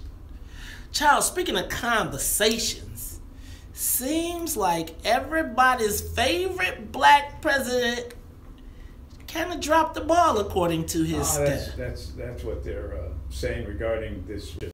They're saying that he knew last August or August before the election about Russian interference. He was handed a note, I guess, by the CIA, and they told him that the Russians were interfering in the election and that Putin was involved. Vladimir Putin, the Russian president, was involved, and Barack Obama did nothing. Wait. What? Are you suggesting to me I'm just that our president, the greatest president in the history of all black people in the world, who you cannot say a bad thing about? You mean to tell me that he knew that the Russians were trying to hack the election? And wait, Charles, because I'm confused. First, you got Salim telling us that Donald Trump could have been right about something. Now we're hearing that President Obama knew about the Russian hackers that has consumed the news. What do they say about hindsight? Hindsight is always 20/20. So he probably thought last August, hey, Hillary Clinton's gonna run away with this thing anyway. Why should I draw any more attention or cause another controversy when politically it means nothing? After all, these are Russians. You got anything in your house made by Russia? No, you got everything in my house is talking about Russia. TV, radio, Russia. Anything you eat from Russia. No, he says this is like Boris and Natasha trying to do some underhanded stuff. He just laughed it off and moved on because he figured Hillary was going to win anyway. But I think it also reveals how political this whole Russia thing is. Break it down for me, brother. Why is it political? See, Charles, you know I got to educate. You got, but first of all, cause see, here's the deal, Charles. See, you and I, as brothers in this struggle, we understand the political theater that goes on. But right now, our listening audience is being bombarded by messages that the world that is going to come to an end because of Russia. Yeah. And so when you see this, and everything on the TV was news was Russia, and now they're saying it wasn't a big... Well, man, wasn't the world supposed to end because of Benghazi? Remember the Benghazi thing? Oh, that was so terrible. It's all politics. All this, they come up with this stuff. You know, the Iran-Contra affair. Remember that one? That was back in the 80s. They always come up with something to talk about to blast the other side. I don't care if it's Republicans blasting Democrats, Democrats blasting Republicans. This is politics, and you can't get so consumed by it. What troubles me about the Russian thing is that all this other stuff is going unsettled. They aren't talking about the whole income inequality thing. They're not talking about black unemployment. They're not talking about these other real issues. They're talking about Russians. And that's what I think is so troubling about it to those of us who observe from a distance and kind of put it in perspective. Didn't he know about Russia? Because didn't he expel Russian? I thought we had a big show about the Russians. We kicked them out. We knew they was doing their thing, and we kicked them out. Didn't we sanction them? And yeah, somebody mentioned here, what about the Hillary Clinton emails? Oh my God. You know, all that stuff. I mean, where is it now? It's politics. Can I ask These people talk about stuff that has nothing to do with reality and what American people deal with every day, day in and day out. They want to always come up with something to get people emotionally worked up. That really doesn't mean anything. So black people, well, we're going to go to the live lines, but black people, because I'm going to tell you, it's coming around again. It's another election coming up. They're going to tell you about Trump, the war stories, the whole Trump, Russia, spies, emails, all of that. Let me tell black folks what we need to be asking. What is in it for the black people? Thank you. What is in it for the black people? Don't talk to me about Russia. Don't talk to me about no bathrooms. Ask what's in it for the black people. Because I still have not seen a Russian shoot a black man down yet. Ladies and gentlemen, you are tuned to the Talk of Chicago 1690. Let's go to the live lines because I think Anita disagrees with me. Anita, you're on the Talk of Chicago. Anita? All right, let's move on to Vanessa. You're on the Talk of Chicago. Anita, call back. Good morning. Good morning. Yes, but Trump knew exactly the same time Obama knew about the Russians, and he used it saying at the same time he started talking about the election is rigged. It was around the exact same time when he started screaming that the election is rigged. Vanessa. Trump knew about it also. But you're right. By focusing on the Russian stuff, we ignore the other things. But you know, like voter suppression. When you use the Russian stuff, saying that Russians can come in and change the voting machines around or things like that, that's an excuse to keep people from voting. Because they can probably change the voting machines here in America. We know they can change the voting machines here in America, but when we talk about voter suppression, and Anita, I just want to put this on your mind. First, Vanessa. Hi. Oh, I'm sorry, Vanessa. I want to put this on your mind, and I want you to just think about this voter suppression and why there is this move to lower the bar to vote. As we continue to push these sanctuary cities, right? Most of the people that come do not have the right to vote. But as we keep pushing this narrative about voter suppression in the Democratic Party, basically what is happening is they are lowering the bar to vote so anyone can walk in and vote.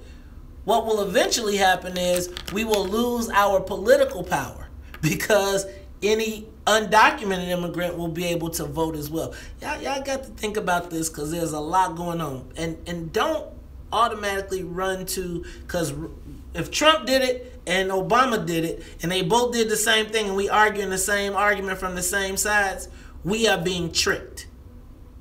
Ask, don't go for Russia, black folks. Ask what's in it for the black people. When we come back, we'll continue this conversation. It is 7:47 on the Talk of Chicago. More of the morning show with Mace Charles, I'm Jackson giving you the camera. I gotta write my on the comments. Talk of Chicago. Charles, you got the camera. I gotta write. Yeah, I got the camera again. We got trolls. We got trolls. Dude. Got the trolls. Take one, make it the right. Okay. The 808 legend, the sample say the sound of Chicago. Pioneer of modern day music, the fashion icon. Kanye West, from the college dropout to the life of Pablo, has changed the way we all sonically take in music. Put hip hop to the mainstream, make it as commercial as it is to Yeah, but you know, you have to worry about them Russians, man. Those Russians. Man, who knows? I mean, they're trying to take over economically and politically. They're going to take over the United States. Yep. Got to be careful about those Russians.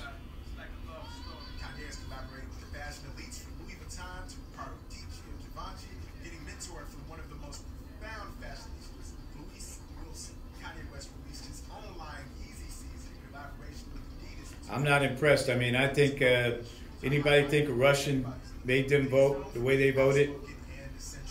I think they voted one way or another because of a Russian? I don't think so. I think, you know, a lot of people voted for Trump because of racism. Trump and Putin didn't start that. They voted for Trump. A lot of Trump voters were inspired by racism. I think there have been several studies that have confirmed that. And I cannot believe, and I think black folks voted for Hillary Clinton because they've been bamboozled and hoodwinked by the Democratic Party. Not saying the Republicans would be any better, but a lot of black folks go out and vote Democrat for reasons far beyond Vladimir Putin. Come on now. Did Putin make you vote for Hillary? Did Putin make you vote for anybody? I can't see that. I can't see that. So I don't know. I think the Russians basically are a very crude, underdeveloped society. You got any Russian appliances in your house? You wearing any Russian clothes? Any food grown or produced in Russia in your refrigerator? No. No. Yeah, they got a lot of bombs and a lot of guns. You know, if you look at history, they've been a country that really has been very militaristic in terms of defending itself against the French in the Napoleonic Wars, against the Germans in World War I and II. Yeah, they're militaristic, but they're not competitive with the United States. I can't believe a Russian is going to come over here and connive their way into America's political system. I can't believe that. I might be wrong, but to think that we need to be so consumed by Russians, I don't see it. I don't see it.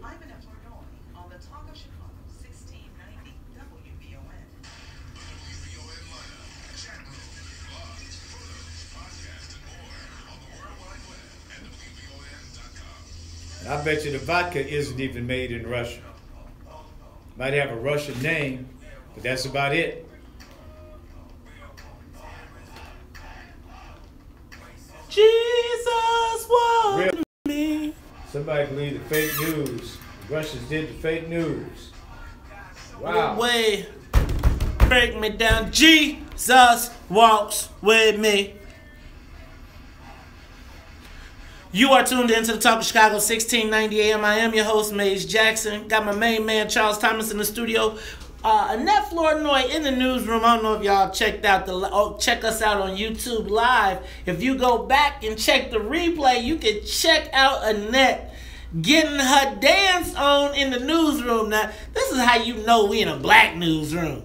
When the news anchor dances in the breaks, that's when you know you are rocking at the black radio station. Cannot forget our musical director, Sonia Escobar. This is the WVON Morning Show. We're talking President Obama.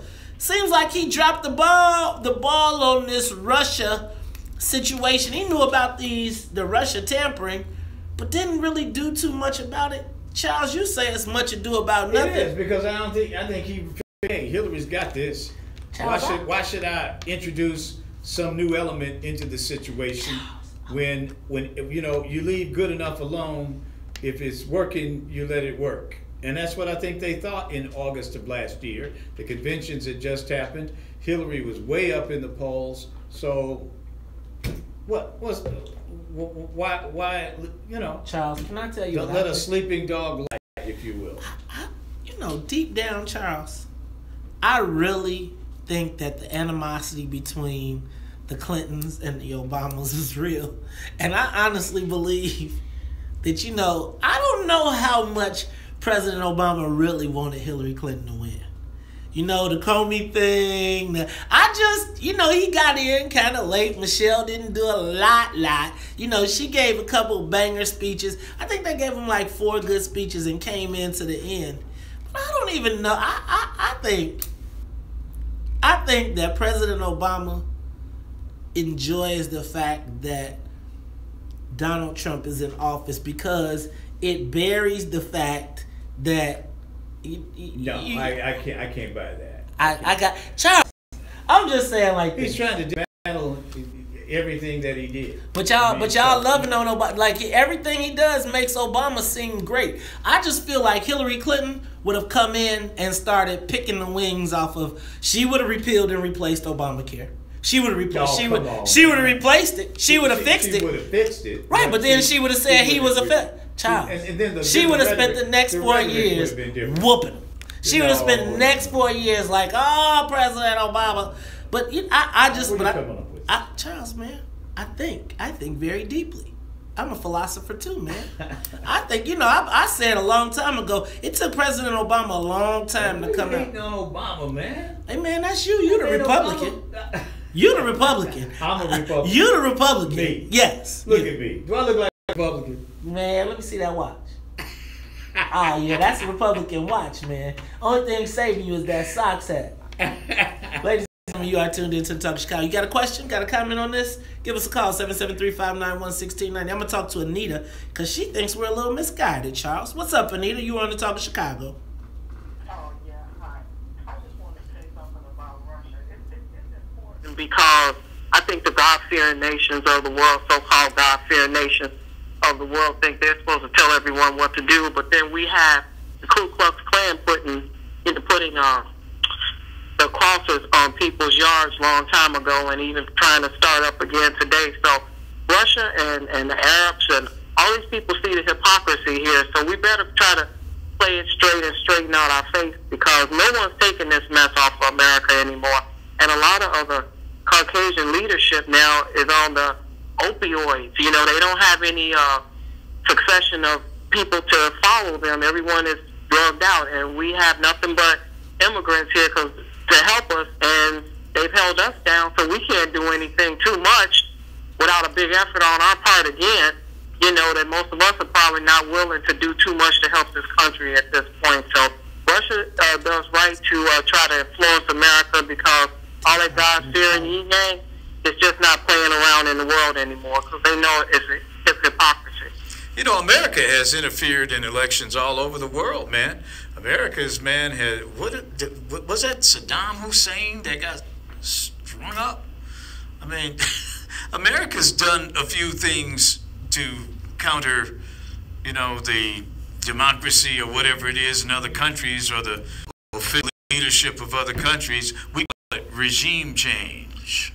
Remember? Regime change. Regime change. Thank you. Money stealing. Yeah. Money, give me that bag. We taking the bag. We taking gangsters. that bag. Hey, look, we from Chicago. We straight gangsters. All right, let's go to the live lines. Let's go to Bernard. Bernard, you tripping, man. Bernard, I know you ain't tripping on your man. You on the Talk of Chicago 1690. What's up? What you got to say? Hey, brother, where you coming from with these theories, man? They don't make any sense. What you saying, man? But look, I'm telling you, I do not think that Barack Obama really gave the whole college try for Hillary Clinton. He did more. I don't think so. Listen, if he had, made any kind of announcement that Russia was meddling in the election, it probably would have had the opposite effect. They would have gone stronger toward Trump. So, and I don't think it's just because he thought that Hillary was so far ahead in the poll. It would have had just the opposite reaction. Okay, well, Bernard, I think, and I don't appreciate you saying you thought I was smoking the herb with these. You know, I'm reading your real comments. You cleaned it up, but I'm not smoking no herb. I'm telling you all, I do not think that there was love lost between the Clintons and the Obamas. And I think that right now, President Obama is reveling in his glory of being the greatest president who never did anything for black people in the history of black presidents that will never be again. So, with that in mind, Charles, I'm not crazy. I'm just telling you. If you know the opinions expressed on this program belong solely to Mays Jackson and not the management of WVON or the co-host. Now, do you? Did you say or the co-host? I'm gonna tell you all. I know that y'all, 10 years from now, we're going to see somewhere it's going to be a document and it's going to be Axelrod saying, Tuber! Ladies and gentlemen, you are tuned into the Talk of Chicago 1690 AM. It is 7:58. When we come back, Chance the Rapper got me thinking about this Generation X versus the X and Y versus the Millennials. Have the Millennials taken the thunder from the Gen X group? We'll talk about that when we come back. The Talk of Chicago and the voice of the nation. 1690 WVON. Charles, you got the people. I gotta go to the bathroom and then I gotta my commentary. No problem. Hit the millennial stuff. Line that one up. Yeah, man.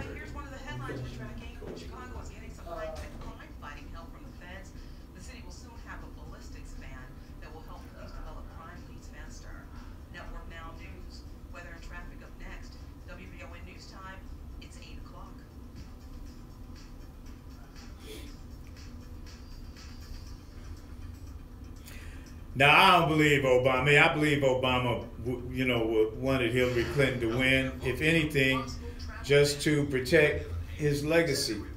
And plus, I think he knew, I think he, as well as even a lot of Republicans, realized that a Trump presidency would be what we actually got, which would be a lot of confusion, a lot of disorganization, a lot of on-the-job training. Really, I think, I just don't think the Russians are a bungling group. And they got a lot of guns, but I don't think anybody fears them intellectually, scientifically, economically. The Chinese represent a far greater challenge to America than the Russians do.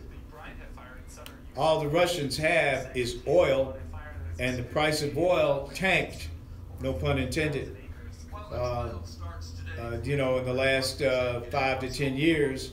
And I think that the Russians have a real serious economic problem. And the United States doesn't really fear them because, bottom line, this is about money. The world is driven about money. Even if there is a war, it's going to be about money. Bottom line, it's going to be about money. And the Chinese are a much greater threat to the Americans than the Russians ever would be. Now, if the Chinese were fooling around with American elections, you'd have something to worry about. Because not only do they have the intellectual capacity to actually get it done, they also have the economic might to really profit from it. They don't make anything in Russia. Obama said that. I remember a quote when Obama was saying that, who cares about the Russians? They don't make anything that we use. They don't do anything. I mean, come on. They're just not that big of a threat. They are now because I think the Democrats right now need a whipping boy to beat up on the Trump administration. So they have used the whole Russian collusion thing as the reason to beat up on the Republicans. In fact, I read one analysis where it's been pretty much proven. This is this guy, Alan Dershowitz, who's a Harvard professor, that Donald Trump himself had nothing to do with any collusion with the Russians.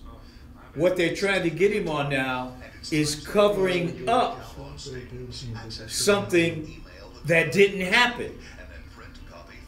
What's that all about? Get it? They're trying to nail Donald Trump for covering up collusion that never happened. You got to put it in perspective. Put it in perspective. And something that I've always said, the Democrats have better take the foot off the pedal. Because if they go too far with this and they actually get Donald Trump to be impeached or resign, they're going to have Mike Pence to deal with. And Mike Pence, he knows how to run the game in Washington because he used to be part of it. And he's a true conservative who will do things like appoint Supreme Court justices who will make a big difference on the court. Did you hear about the shooting in St. Louis? Black off-duty officer heard a commotion. Yeah, he got shot. He got shot. We did that on. Also, choice. Song choice. Charles. Your choice. It's a choice. It's got to be Chicago, right? Hands are tied this month. I hope Black Days is celebrated. Pick one. I'll pick one. Yes, sir. I'll come up with something. Yes. Headlining the Winter Soundstage is El DeBarge.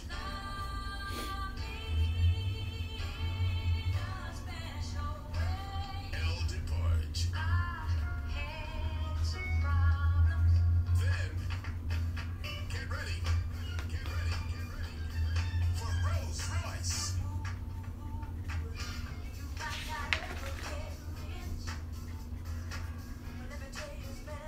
Hell to no. Because that's the end of the day. No. You can't have a taste of WVON without the blues. You're the #1 blues artist in America, Bishop Bullwinkle. Hell no. To the no. Yeah, see Chicago's own Kinsman, formerly Youth Edition, and enjoy our jazz Bishop. to the late Al Jarreau.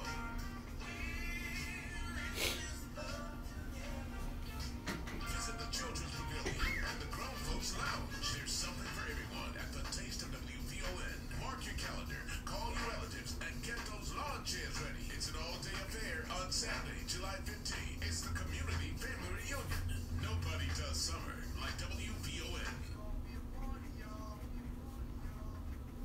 This traffic report is brought to you by Mothers Against Drunk Driving. Mothers Against Drunk Driving supports victims of drunk driving, drug driving, and underage drinking at no charge. Call their 24-hour victim helpline at 877-MADD-HELP. Well, it's 8 o'clock already? Man. That's MADD.org. WVON traffic and weather now. I-57 still moving along at about a 22-minute pace from I-80 to Ryan. The Bishop Ford will take you 20 minutes in from I-80-94. Once you arrive at the near Ryan, you'll need just about 22 minutes into downtown. The Stevenson pretty heavy in from I-355 to the drive. That's an hour. Outbound at 47. The Eisenhower in from Thorndale to the Jane Burke interchange, 45 minutes. Outbound much heavier at an hour. You'll need just shy of an hour and 59 minutes along the Kennedy and from O'Hare to downtown. And that outbound trip to the airport just a little over an hour. Taking a look at our weather on the sunny side, but chilly this morning with temperatures starting out in the 50s. The National Weather Service says we're headed though to a sunny 71. Tonight there's a chance of rain going out to a mild 56. It's that What's up, y'all? I'm finishing up my commentary, and we're about to go.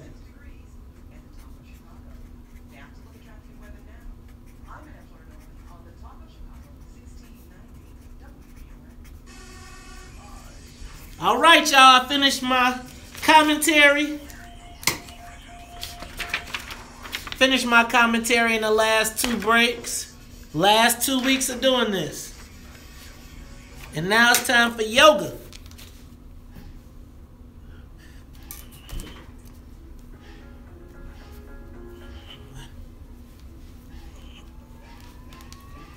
Let your booty do the yoga. Body up. Go, banana.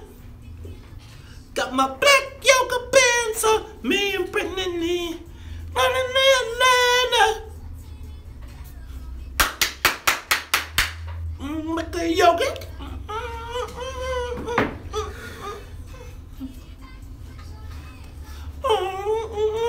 My own private dance.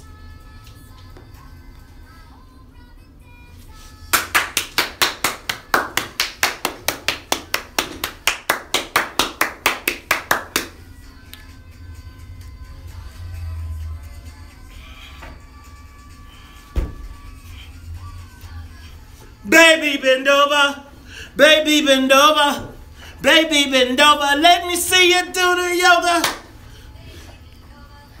Baby bend over, let your booty do the yoga.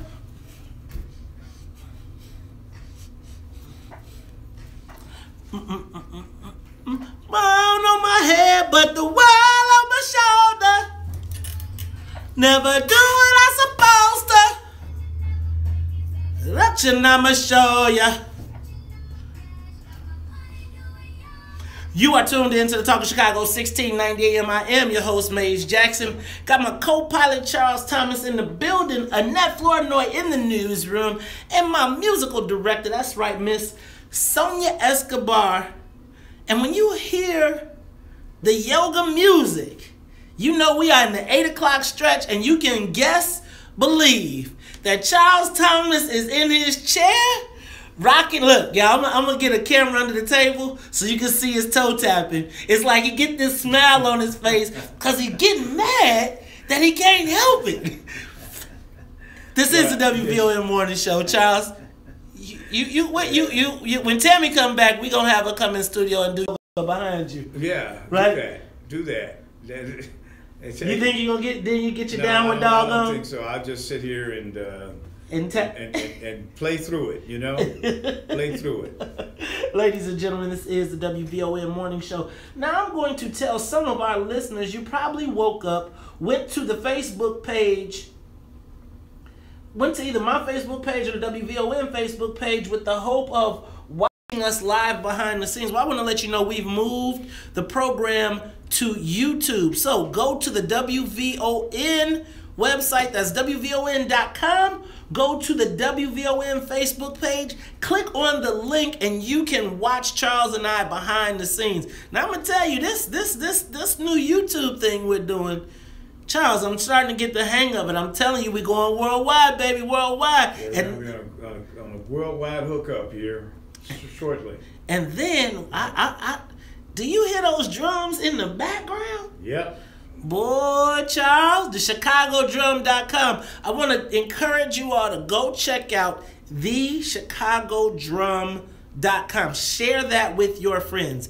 The ChicagoDrum.com. Don't forget the ChicagoDrum.com. And it will. It's a preview of what's about to happen, to change the paradigm, to wake some folks up in Chicago. Keep it up. Ooh. What kind of drum is that, Charles? You know the drum. Some djembe or some djembe. That sound like I feel like I'm back at the Black Congratulations, Charles. So it's been a big week for Chance the Rapper, right? So he got, on Saturday night, he received an award from the DuSable Museum. And then the DuSable Museum, because they had their night of 100 stars. Right. Then he hopped on a plane, and I turned on the BET Awards, and there he was receiving the Humanitarian of the Year award at 24 years old. Yep, the millennials are leading the charge to basically address the civil rights issue of our time, which is Black Lives Matter, criminal justice system, and the fact that it has not changed, in these hundreds and hundreds of years, and millennials are taking the lead in that regard. And then Chance is taking the lead on a whole front of issues, new front of issues, education. He's just making himself a leader. I mean, he has moved to the front and zipped right past generation, what do you call it? Generation Y or X, brother, X. You're Generation X. Hey, man. Right. And the baby boomers, we just sit here and we watch. We say, I'm glad these young brothers and sisters are taking the lead, because that generation, our own children, man, they just dropped the ball. I'm talking about, generation, what do you call it, X, the 70s group born in the 70s. I think I'm being offended over here right now. I know, you're supposed to be. I'm being provocative. I'm trying to be like Maze. I'm trying to be a heckler here. I'm not a heckler, man. I'm a provocateur professional. Provocateur professional, okay. With a specialty in finding your last nerve and jumping on it. Now, that's what I take my job. I'm learning here. Look, you got to find the nerve, and then you got to work it. I think I found it. You got to work it. I think I found it. Found that Generation X, the thug generation, the generation that wanted to be thugs and shoot and fight and all that East Coast, West Coast nonsense and all that, man. That's the stuff you all were into. Whose kids were they? 20s, right? Whose kids? That was our kids. What you do? Where did you fail? Where did you fail us? Look, I take full responsibility. Our generation, we got so hung up on affirmative action and going working for the man, and we just said we ain't living over there with them people. We gonna go live with the white folks. We moved us to Bolingbrook, man. Right, moved you to Bolingbrook and everything, and put my kids in private school and everything, and left the thugs to parent the children. And that's what happened. We saw what they did. They started shooting at each other in West Coast, East Coast, and all this stuff, and ruffians and Charles, roughnecks. I thought we were redefining the narrative. You sure were. You No. I'm saying, me and you, right? We supposed to be redefining. Well, now we are. Now we are. We see the error in our ways, and we're going back and trying to fix it. But I'll be honest with you, Charles. I was conflicted during my college years. So I know you were. I vacillated between being a rap hip hop guy and a conscious brother, and it is an internal struggle, right? So it is an internal struggle for us. Particularly, I went to U of I, and so we had a kind of an activist culture because there was so few black people. But at the same time was the time that hip hop was exploding. And it was the golden era. So at the same time, you got Rodney King, right? Golden era? The golden era of hip hop. So when you got Rodney King, right? Mm-hmm. That spawns the whole NWA. You got the crack era. So you've got this backdrop. You got the Reaganomics. You got all this stuff. What about the fighting and the shooting and the hating each other? I think that all came with the. I think that came in with the crack and all of the things that were introduced into the society. But Charles, I do believe that the Generation X and Y have been leapfrogged in the black political activism category. But I'm not exactly sure. And I think that our millennials are now taking the lead where my generation may not have. I'm just not sure where they're leading us, right? So I'm not exactly sure. So if you didn't get your influence from your parents, right? So we got all these black activists, and if you say my generation failed and we lost a level of consciousness, and so did mine, to the black people, who is now educating these young black folks, right? So I see we all have a visceral response when we see Laquan. I think you and I are educating the young blacks by supporting them, by supporting Chance and saying, hey, philanthropy, but let's support him in that, and let's be philanthropists too. We can take that lead and begin. We have more resources than they have, so maybe we should start using our resources in the community the way he's doing it. That's how he's leading. let a child. What's the Bible verse? How's it go? A child will lead them. A child will lead them. But where will the child lead them? Well, I mean, he's telling us, saying, "Hey, be philanthropists. If you have extra, if you can do it, do it."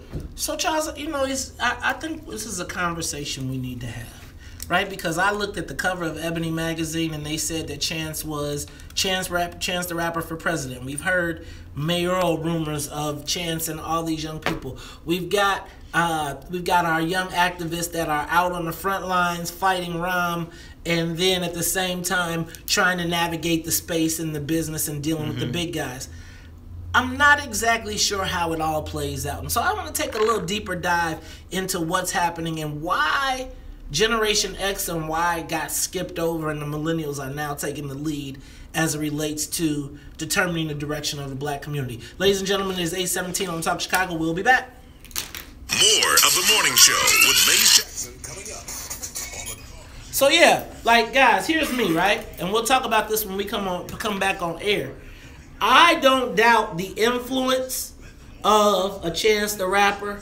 I don't doubt the influence of a J-Mal Green, a Jedediah Brown, any of those people. I don't doubt the influence because I think that social media has given people a platform, and if you are in the right place and at the right time, you catch lightning in a bottle, and you can be gone, right? So all you need to do is storm the Trump stage, right?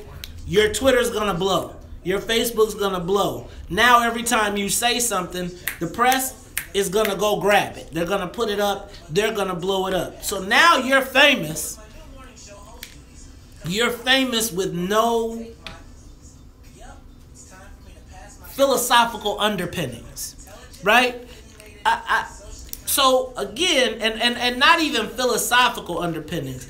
I would ask you to tell me what are the black books that raise the consciousness of our new black activists that are in the forefront. Has anybody read the ISIS papers? Has anybody read The Destruction of Black Civilization? Has anybody, right, like has anybody read Malcolm X cover to cover? Has anybody read any of the, black economics? Any of the, where does your philosophy come from?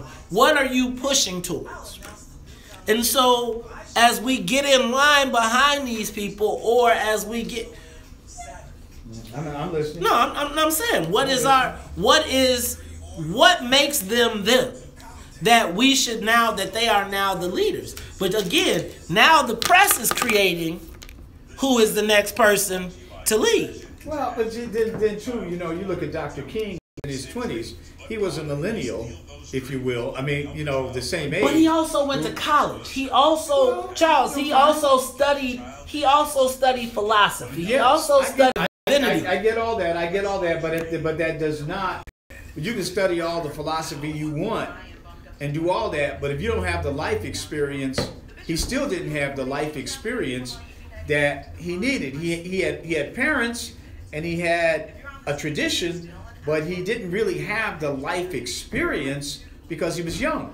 But he had, so when they come offer you the Harold's chicken, right? It's like when they come offer you the bag and you have no philosophical underpinnings, right? Or have you established a space? Have you, But don't take every flash pan 20-year-old activist as being the one that's going to withstand the test. Maybe the one you mentioned who took the bag isn't the one, but maybe there are others out there, and I'm not saying it's Chance, but it might be others out there who are in that generation who won't take the bag, who will continue to be activists. And that's maybe where we look, because the brother can do it. I mean, if he holds true to the game, if he respects the game.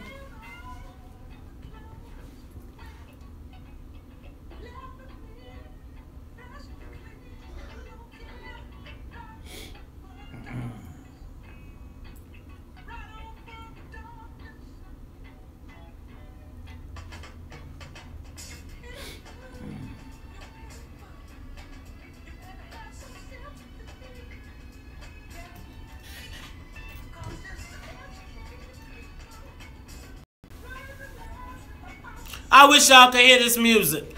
Because if y'all can hear this music, Sonya's doing her thing.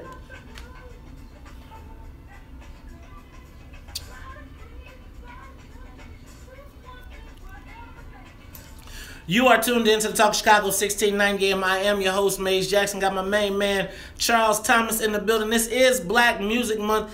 You know what? I'm going to tell you, I'm going to put my musical director against anybody out there. Morning shows, take the challenge. I got Sonia Escobar. She'll take all your people out. I don't care if you got a mix master, whatever it is. You want to know what's going on? You want to be consciously uplifted, enlightened?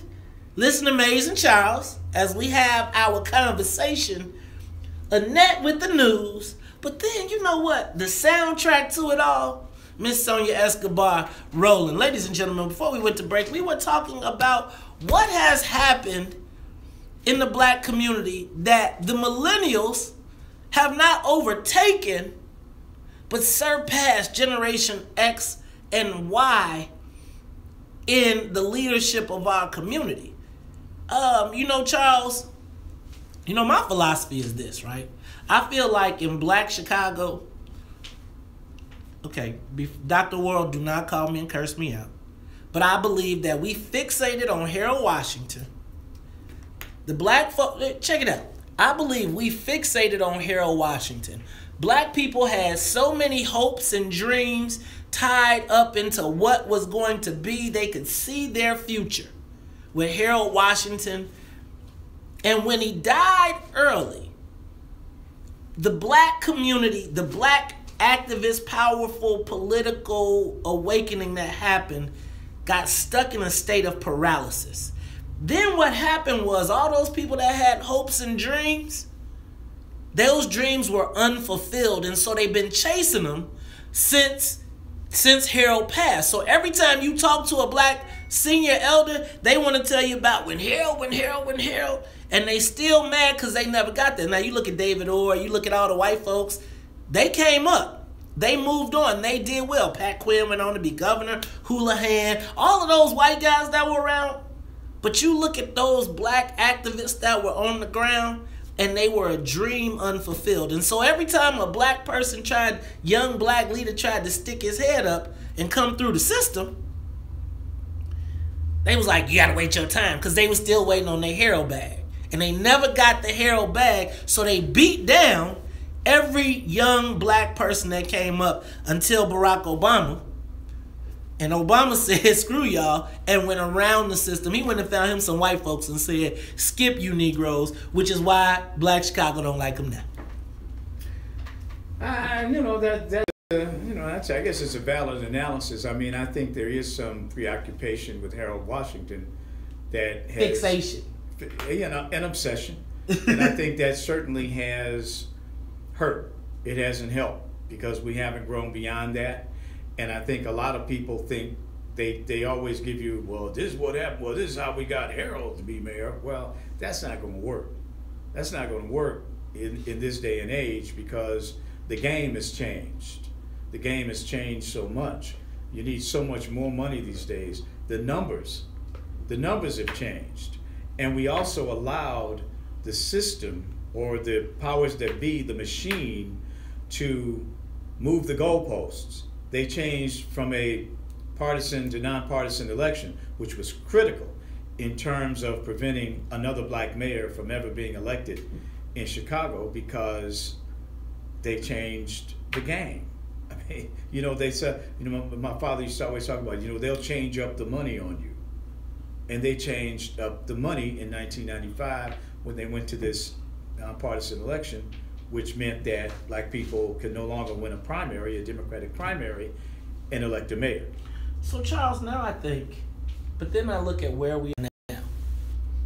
And so in times of crisis, leadership sometimes is born or birthed, right? And I believe that the Laquan McDonald murder created a whole new wave of black activism in Chicago. So I believe that there was a black activism, but black activism was a hustle, right? It was a paid, man, the way it works in Chicago, let me not well, go yeah, there. of course. But the activism was a paid hustle. Then you saw a whole new crop of millennials who saw themselves murdered on the streets, and they got active and involved, and they were able to mobilize hundreds. And the machine is treating them the way it's treated those activists who came before them by basically trying to buy them off. And whether or not they get picked off that way remains to be seen. But basically, that part of the game has not changed. But I mean, Charles, we saw these guys, and they went to take down Jesse Jackson. You know, Jesse Jackson faces some criticism, but you know, he's done a lot of work. A lot of work that people don't recognize. But we saw our millennials say, "Get him down. He don't have a place. Step down, etc." Right? You know, they pulled him down off Black Friday. They shut him down, and I think he needs to move to the side somewhat. But then, Charles, I started to see these people that were put in front, that every time there was something, when CNN, when ABC, when 257, they got a quote. They needed to have somebody. And now we've got this generation of people that are claiming to be leaders, but I don't know from whence their leadership sprung. Right? I don't know I can understand you being upset about Laquan or the police murders. But what next? And I guess for my generation, we sat it out because we were like, man, I'm going to take my cushy job and I'm going to go on out here and I don't want to be around the black folks. And now that's gone away. And so now you see black folks trying to assert themselves, self-included. But is that time over? Is it now time to turn it over to the millennials? You pointed out that Martin Luther King Jr. was a millennial. Yeah, well, he was that young. He was in his 20s. But Charles, with Martin Luther King, he went to Morehouse. Now, I'm not suggesting that college is it, but I am suggesting that there was a little bit more to it than a press conference. Like, I guess I'm concerned. Well, you know, one thing too you have to understand is that when Dr. King began his movement, we did not have elected officials because we were not allowed to vote, particularly in the South. We couldn't even we didn't have full voting rights here, to be honest with you. We were so concentrated, but we didn't have the kind of elected representation. So we had to depend on clergy for leadership. And that's what we did. But now we have leaders. We have more black elected officials in Illinois than any other state in the Union, even far more populous states. But those elected officials are not leading. And but are they leaders? Should they be leading, exactly, or should we be giving them their direction? The question is, who is the next generation of elected leaders? That's who we have. Some of these young activists have to start putting their name on the rolls and run for something.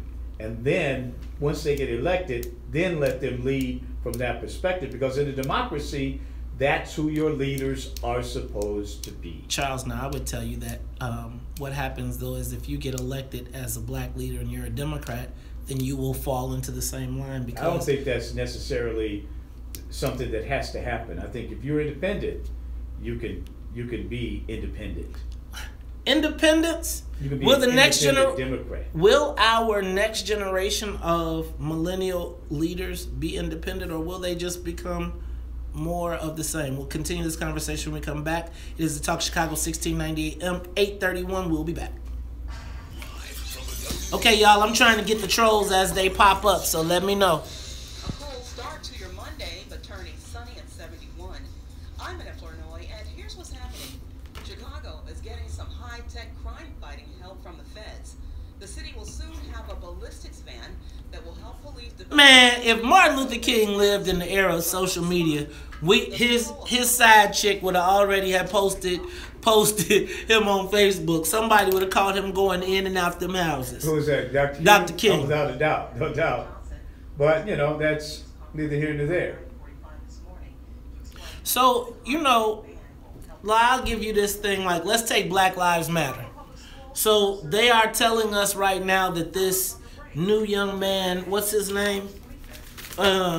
Kofi. Right. Where did he come from? Well, I mean, you know, where did he come from? But see, the thing is, they employed him knowing he works for the University of Chicago. We live in a democracy, and in a democratic situation, your leaders are elected. I agree. They are elected by the people. We never had that right until the 1968 Voting Rights Act to elect our own leaders. So we had to have Jesse Jackson, we had to have Dr. King, we had to have these leaders that sprung up from activism or from the clergy. Well, we shouldn't have that anymore. Our leaders should be elected. They should be elected. But our elected leaders are elected, chosen for us by the Democratic Party, as opposed to by the people. And that's our problem. Jedediah needs to run for state rep. He said he was running for mayor. Whatever. But can you run if you just had... Huh? Then we just... I mean, not just honestly.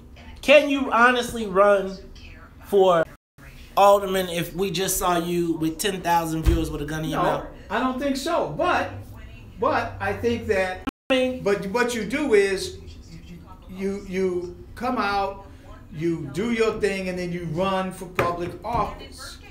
I mean, that's where these new generation of leaders is going to come from. Hey man, now, if Chance the Rapper wants to run for office, he will have something upon which to run. He'll have a base from which to run. I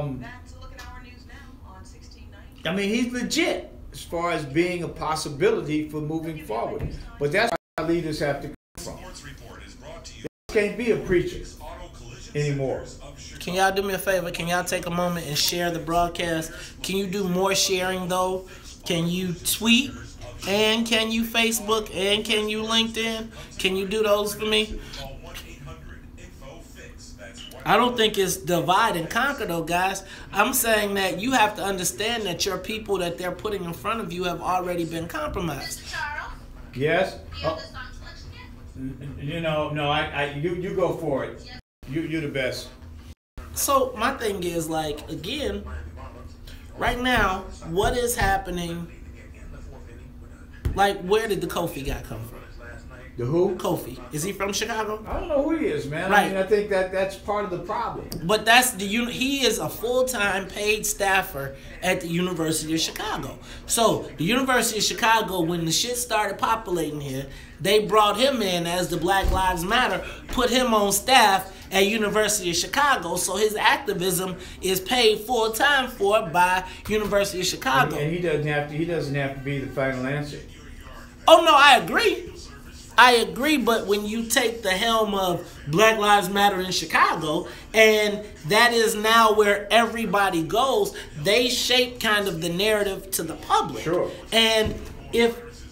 But that's always going to happen. And if you're shaping, right, but I'm saying we have to be smart enough to say, did we say Kofi? But you sit here every morning and you talk to thousands, tens of thousands of people. But this ain't your only agenda. You have an agenda. You got kids to raise. You got bills to pay. You got stuff. So don't criticize him because he got stuff. You got stuff too. So I got stuff. Wait. I don't have a problem. No. But I think I don't have a problem with your leader. I don't say that. But you don't say it, but you are. I don't purport to be a leader. But you are. You can't help it. But you have an agenda. You have other stuff that you do.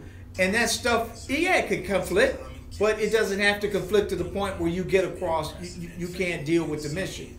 Oh, I agree with that. But see, that's the whole Omarosa thing. First of all, everybody, I'm going to say I'm a little different. I'm a little different because for 80% of my adult life, I've worked for myself, right? Okay. I've worked for myself. So part of the reason I work for myself is to be able to have the freedom because I know my mouth. But what you're talking about is the same thing I'm saying with Omarosa. Who your employer is does not change that you're black or not. Exactly. Now, but I do say if a known, I don't want to say enemy of the state, but if a known we know that there's an agenda from, say, UFC. Are you part of that agenda, or are you disrupting that agenda? That would be my question. And well, and I think that's the question that people have to answer. They can look at me. I spent 45 years working for corporations. I live downtown. I live in the West Loop. Okay, you can challenge me all you want about my blackness and my commitment to what I'm doing now. You can question that, but that's on me. That's on me, because I do what I gotta do to make a contribution. And everybody has agendas. They have their own personal stuff. But you can't discount or throw somebody out. That's a big part of what the Chicago Drum is about. It's about reconstituting a community. It's about bringing people together. It's about saying you can live in the suburbs, you can live in the city, you can be a Democrat, you can be a Republican, you can be light-skinned, dark-skinned. We got to come back together at some point. I guess my question becomes, how do we know?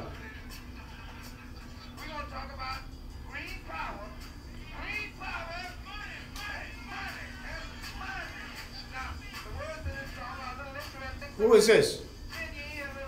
Mm-hmm. I have no idea who this is. Who is it? Oh, Young Holtz Unlimited. Are they from Chicago? Yes, sir. I have no idea.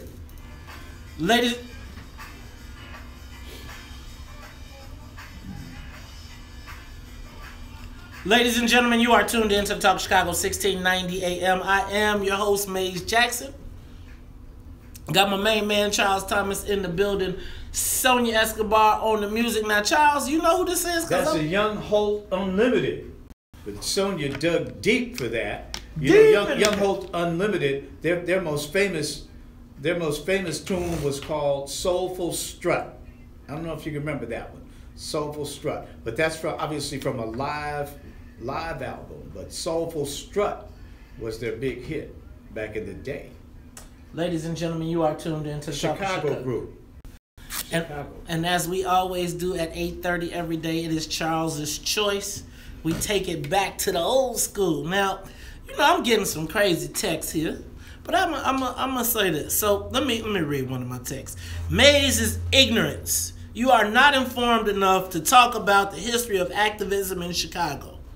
Our activists convened days ago. Why aren't you talking to them? I'd like to encourage any of the activists to call in.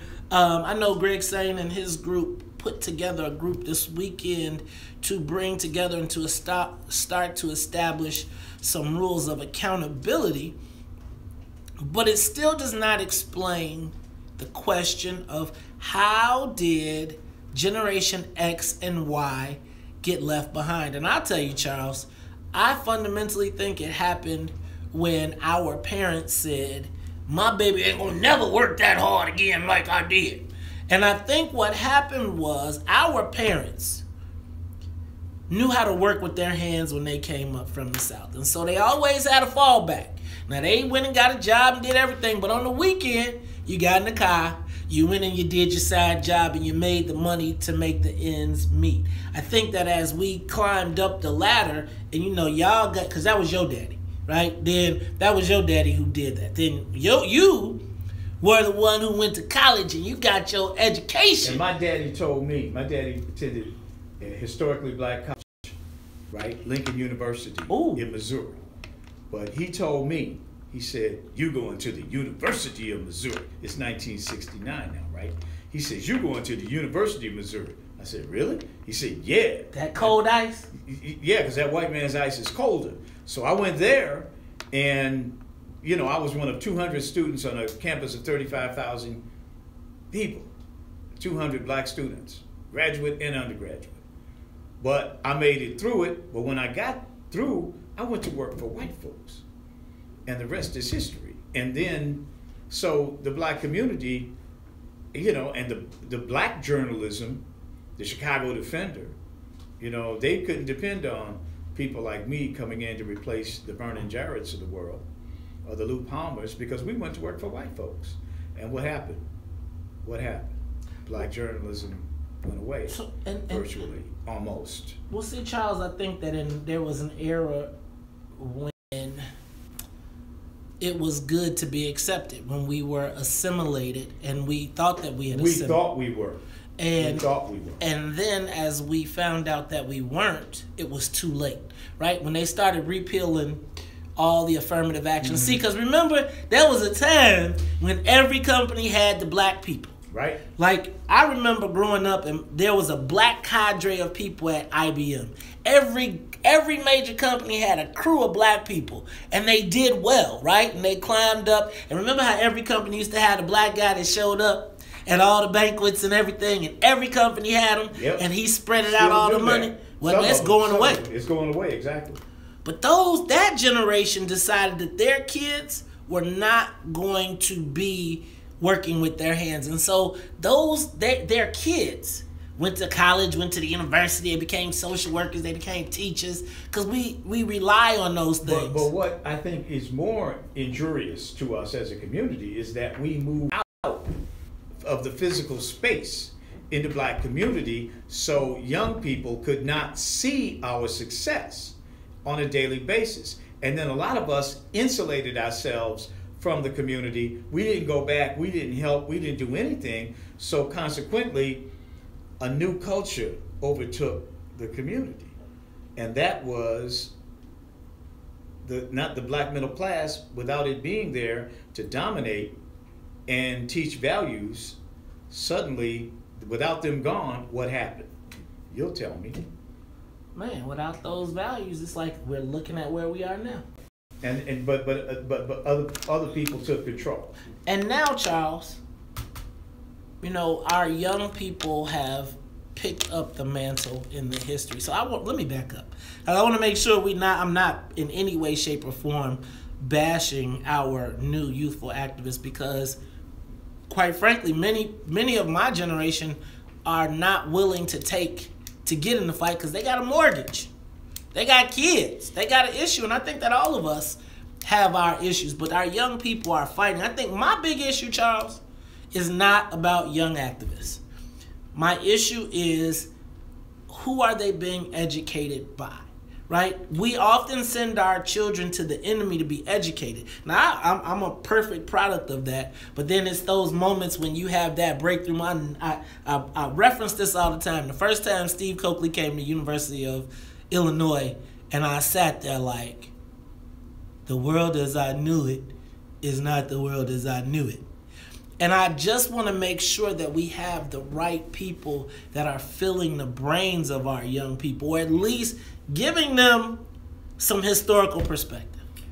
I think we do. I mean, you talked about social media and the fact they have so much more information now that we did not have. But how do they discern? Well, that's on them. I mean, that's how they process it. I think it depends on the individual a lot. But I think if you take a young brother like a Chance the Rapper, I mean, he, to me, appears to be processing things properly. And I think he probably is not necessarily have to be the exception. I mean, my hope is he's not. That he seems to be processing things well. Well, you know what? Some of your young artists today, hip-hop artists, more of them appear to be processing it better than they were 25 years ago. What I will tell you is that I am excited to see that young people have taken, because it's not in control of the corporate America. Right. Chance has been able to blow up directly by going directly to the people, which also combats the narrative that we got to have this murder, sex, kill music to be successful. Right. So which was fed to us, by the way, by corporations. Well, those are some corporations you would send us to go work. The ones I work for, those big corporations were the ones that made it possible to say all this stuff and do all this stuff on television. Let's go to the live lines and see what our callers have to say. Frank, you're on the Talk Chicago. Good morning. Hey, Frank. Hey, Brother Charles, that what you just saying about what we need and what true leadership is, and stepping up into the political political arena, you are absolutely 100% right. Okay, that's exactly what it is, and I think that's exactly the reason why the millennials have overstepped Generation X. Okay, my problem with you saying it, Charles, is this right here. You need to follow your own advice. Okay, now feel me out. Now hear me out now. 30 seconds. You was asked like 2 weeks ago, why come with your insight and Charles, with your knowledge and your understanding, you know, people like you know what it takes to help out black people politically, but you feel comfortable staying in your little box as a talk show host. You ain't on the leg, well, I'm just a talk show host. I'm satisfied with that. I feel I can do most of good with that. I'm not a politician. Well, what if the millennials took your same lead, Charles? Your voice and made his voice is very heavy and influential. What if they took your same mentality? No one is born a politician. You can always come back and be a talk show host. You see what I'm saying? We got too many of us like you, Charles, that won't step into the political arena. And I think the main reason because you're afraid you're gonna fail. Frank. Ooh, I gotta say, look, Frank, I gotta tell you, man. I gotta tell you something. I'm 66 years old. Hey, brother, man. tell you what you mean. People start their political careers. Charles, I think Frank is trying to get you to run for governor. No, he's trying to get you to run for governor. I'm telling you, I look at this and say, I just can't, man. I need Charles. Are you right? Wait, are they trying? I want to ensure the future. They are trying to draft Charles Thomas to run. Wait, are they trying to get you to run for mayor, governor? What they doing? Ladies and gentlemen, you are listening to the Talk Chicago, 1690 AM. It's 8:48. We'll be back. More of the morning show with Maze Jackson. Scared? You're scared? Go to church. He said, Charles, it's people like you. You get your ass out and run for office, man. I can't run for no office, man. You realize, man, I'm 66 years old. What's a 66-year-old candidate gonna do? You run for Hillary was running for president at 70. Hey, man, but she been running for stuff forever, man. I'm gonna run for alderman. No, you should run for state rep. Bro, let me just tell you what. I tell you this. I tell you that if you ran for office in any race where white folks was in it, you'll get 95% of the black vote. Really?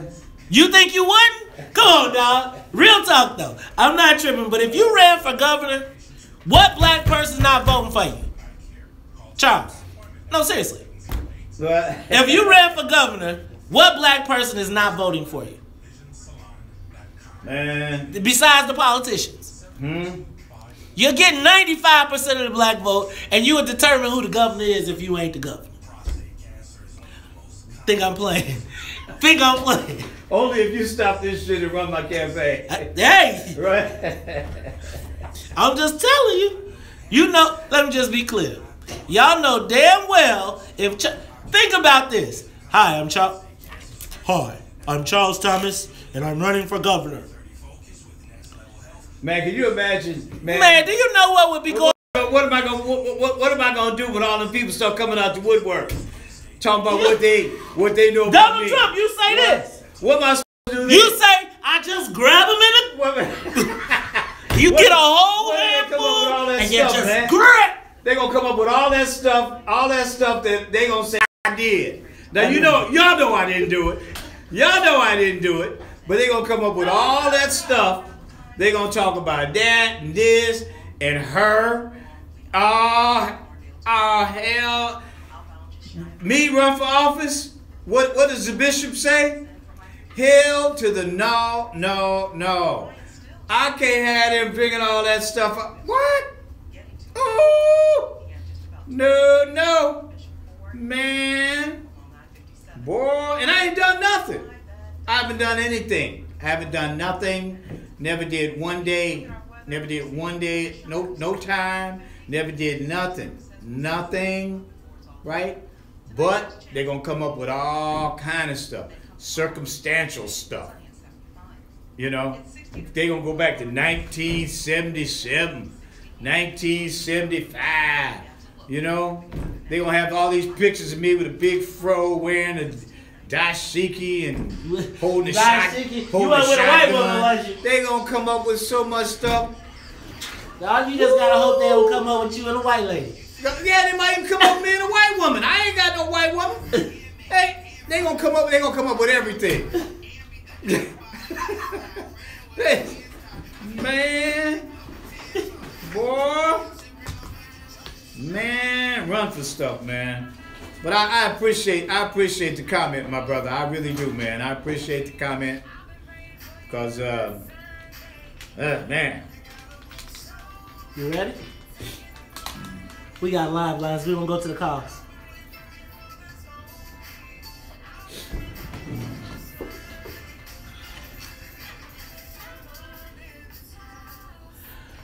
You are tuned in to the Talk Chicago 1690 AM. I am your host, Maze Jackson. Got my man, Charles Thomas. Charles, I don't know where the time has gone, but you know what? I'm going to go to these live lines. Callers, I'm going to ask you to keep your calls short. Give them to me 30 seconds. Give me 30-second comments, and we'll try and get to you before we go. John, you're on the Talk Chicago. Hey, man. John, you're on the Talk Chicago. John, you're on the Talk Chicago. Yes, go. Yeah, hey, it's just as simple, man. You can just look at the last 8 years. We put all that energy into getting a black president, and then we get him. We don't ask for nothing. That's basically what we've done with all of our pain and suffering throughout this country. We get to a point, and then we fall asleep at the wheel because we don't stay hungry and realize that we're in a constant fight for advancement in this country. Thank you, John. I think that's a great comment. Let's go. Oops, sorry, John. Hang up. I'm sorry. Let's go to Harold. You're on the Talk Chicago. Hey, what's up, man? Love this show real quick. My thing with the young activists, the millennial activists, and I fit in that category, is what school did they go to? Not just grammar school, high school, college. Did you take up a trade? Are you with any organization? Do people know you on your block or zip code before you go on a national level or try to get on a national level? This seems like more of a hustle now. They have become celebrities. Many that have told you this face to face. They have even inboxed you.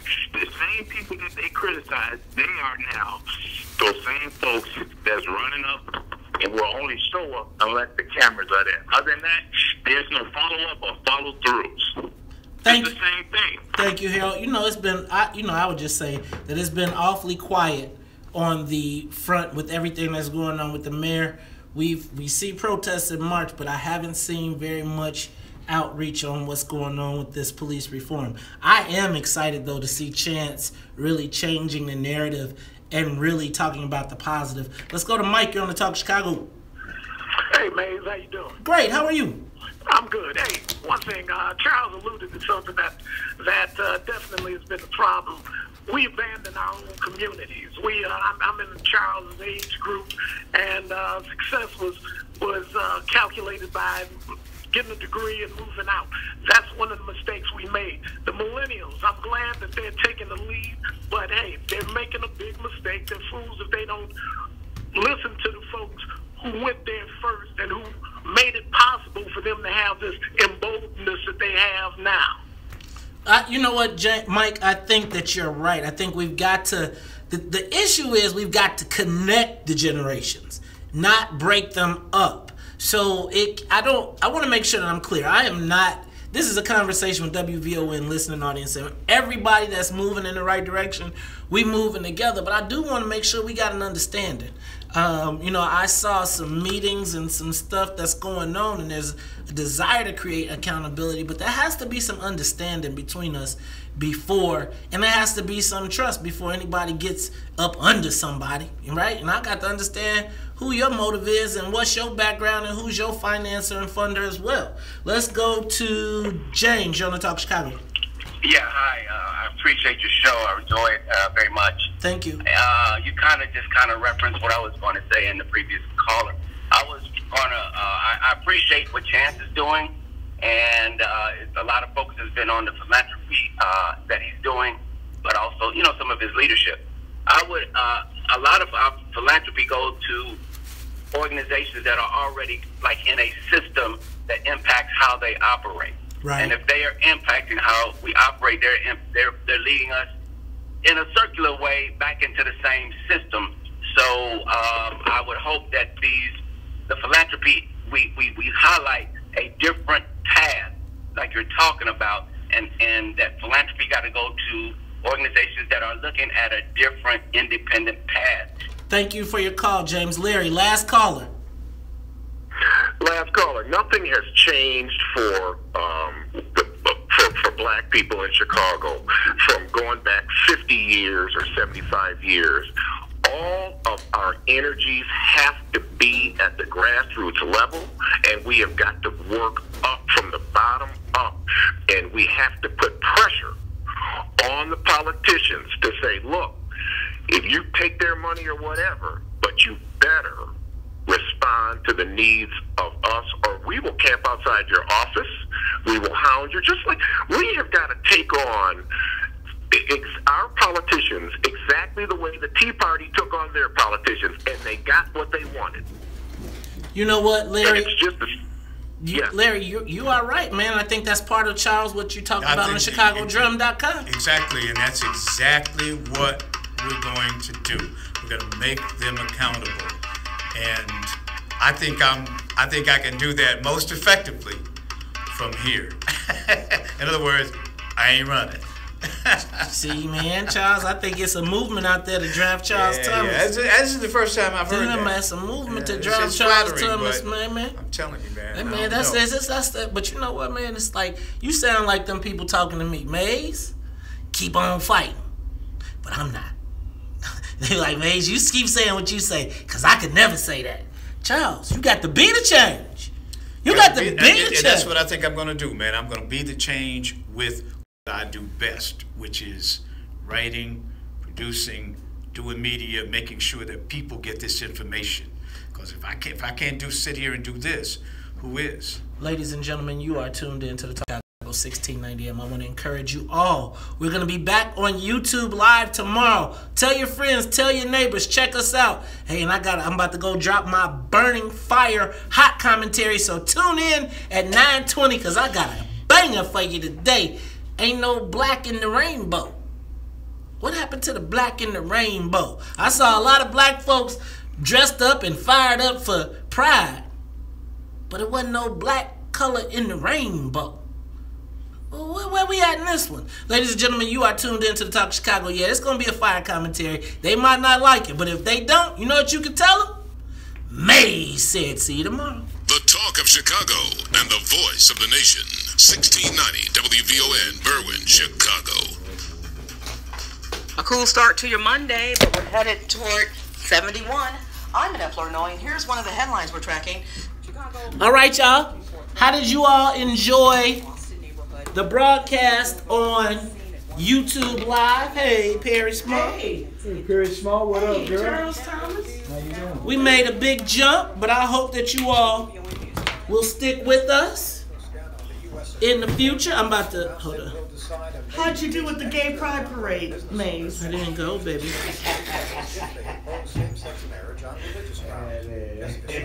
Y'all thought y'all was too funny at that, didn't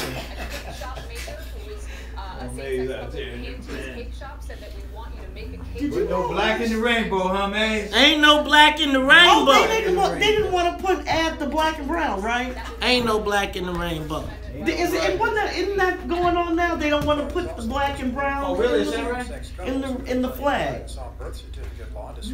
Ain't no black in the rainbow. See, there you go. Ain't no black in the rainbow. Go ahead, man. Bringing it, man. Ain't no black in the rainbow. Oh, let me see that trip. Is that today's trip? Oh, yeah, sure. I always find good stuff. That's all right. I always find good stuff in the trip. You got sometimes? Yeah, ain't nothing in there. Yeah, sometimes. The trip actually has been having some bangers. They've been banging. I've been having the reporters on. They're excellent. It's actually gone They kind of gone rogue. I love it. They've gone left. You know, very left there. Yeah, they have gone a little left, haven't they? The only one that's really is Cass is the only one that's really John Cass. And you remember how John Cass got in the game. He didn't even go to college. He didn't? John Cass comes over there from Hedgebush. He used to work for the Southtown Economy. Oh, but you know how he got his big break? He broke the story about Harold Washington and what was the guy's name? The black dude that wore the toupee. Oh, Shaw? Not Shaw. Was in his administration. He was kind of a shady character. Remember he taped the things with Skip Burrell and Okay, yeah. what was his name? McClain? His last name was McClain. Yeah, he just disappeared, didn't he? Oh, I know exactly who Yeah. you're You know talking who I'm about. talking about? Yeah, he was in the book. That's how John Cass got his start. He wrote Let me record this. Ooh, go ahead.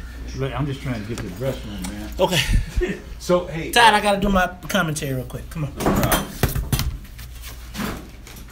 So does that automatically recycle on YouTube? How does that work? How do I? Yeah, let me do this and then I'll go Okay, through you can it. explain it to me. You want me? Can I use that other mic? Yeah. Be alright. Okay, y'all about to catch me do my commentary. All right.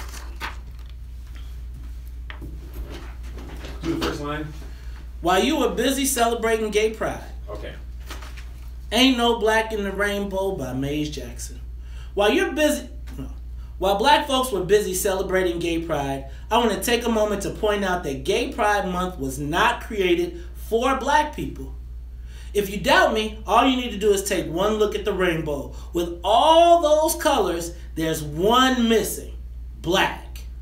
Now sure, you can say there's no white in the rainbow, but if you're black and you ask that first, then you're an example of why black people are in the state we're in. We join every struggle and try to be fair to everyone while ignoring our own issues. How many white gays marched for murdered black people? How many support our businesses? How many came to the Bud Billiken to celebrate black education? Now, I'm not mad at Pride Week, gay people, or the Gay Pride Parade. As a matter of fact, I want them to celebrate to their heart's content. I just hope that the white gays will celebrate Juneteenth with the same enthusiasm black gays celebrate. I just hope that white gays will celebrate Juneteenth with the same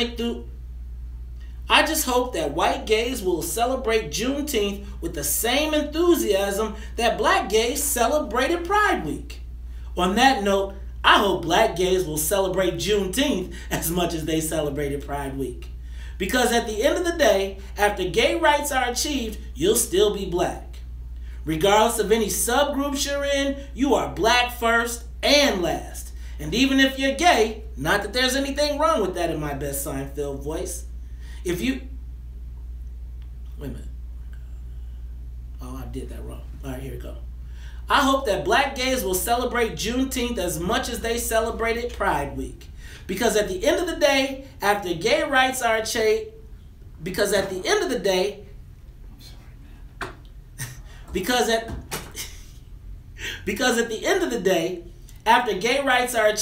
you'll still be black. Regardless of any subgroups that you're in, you are black first and last. And that's even if you are gay.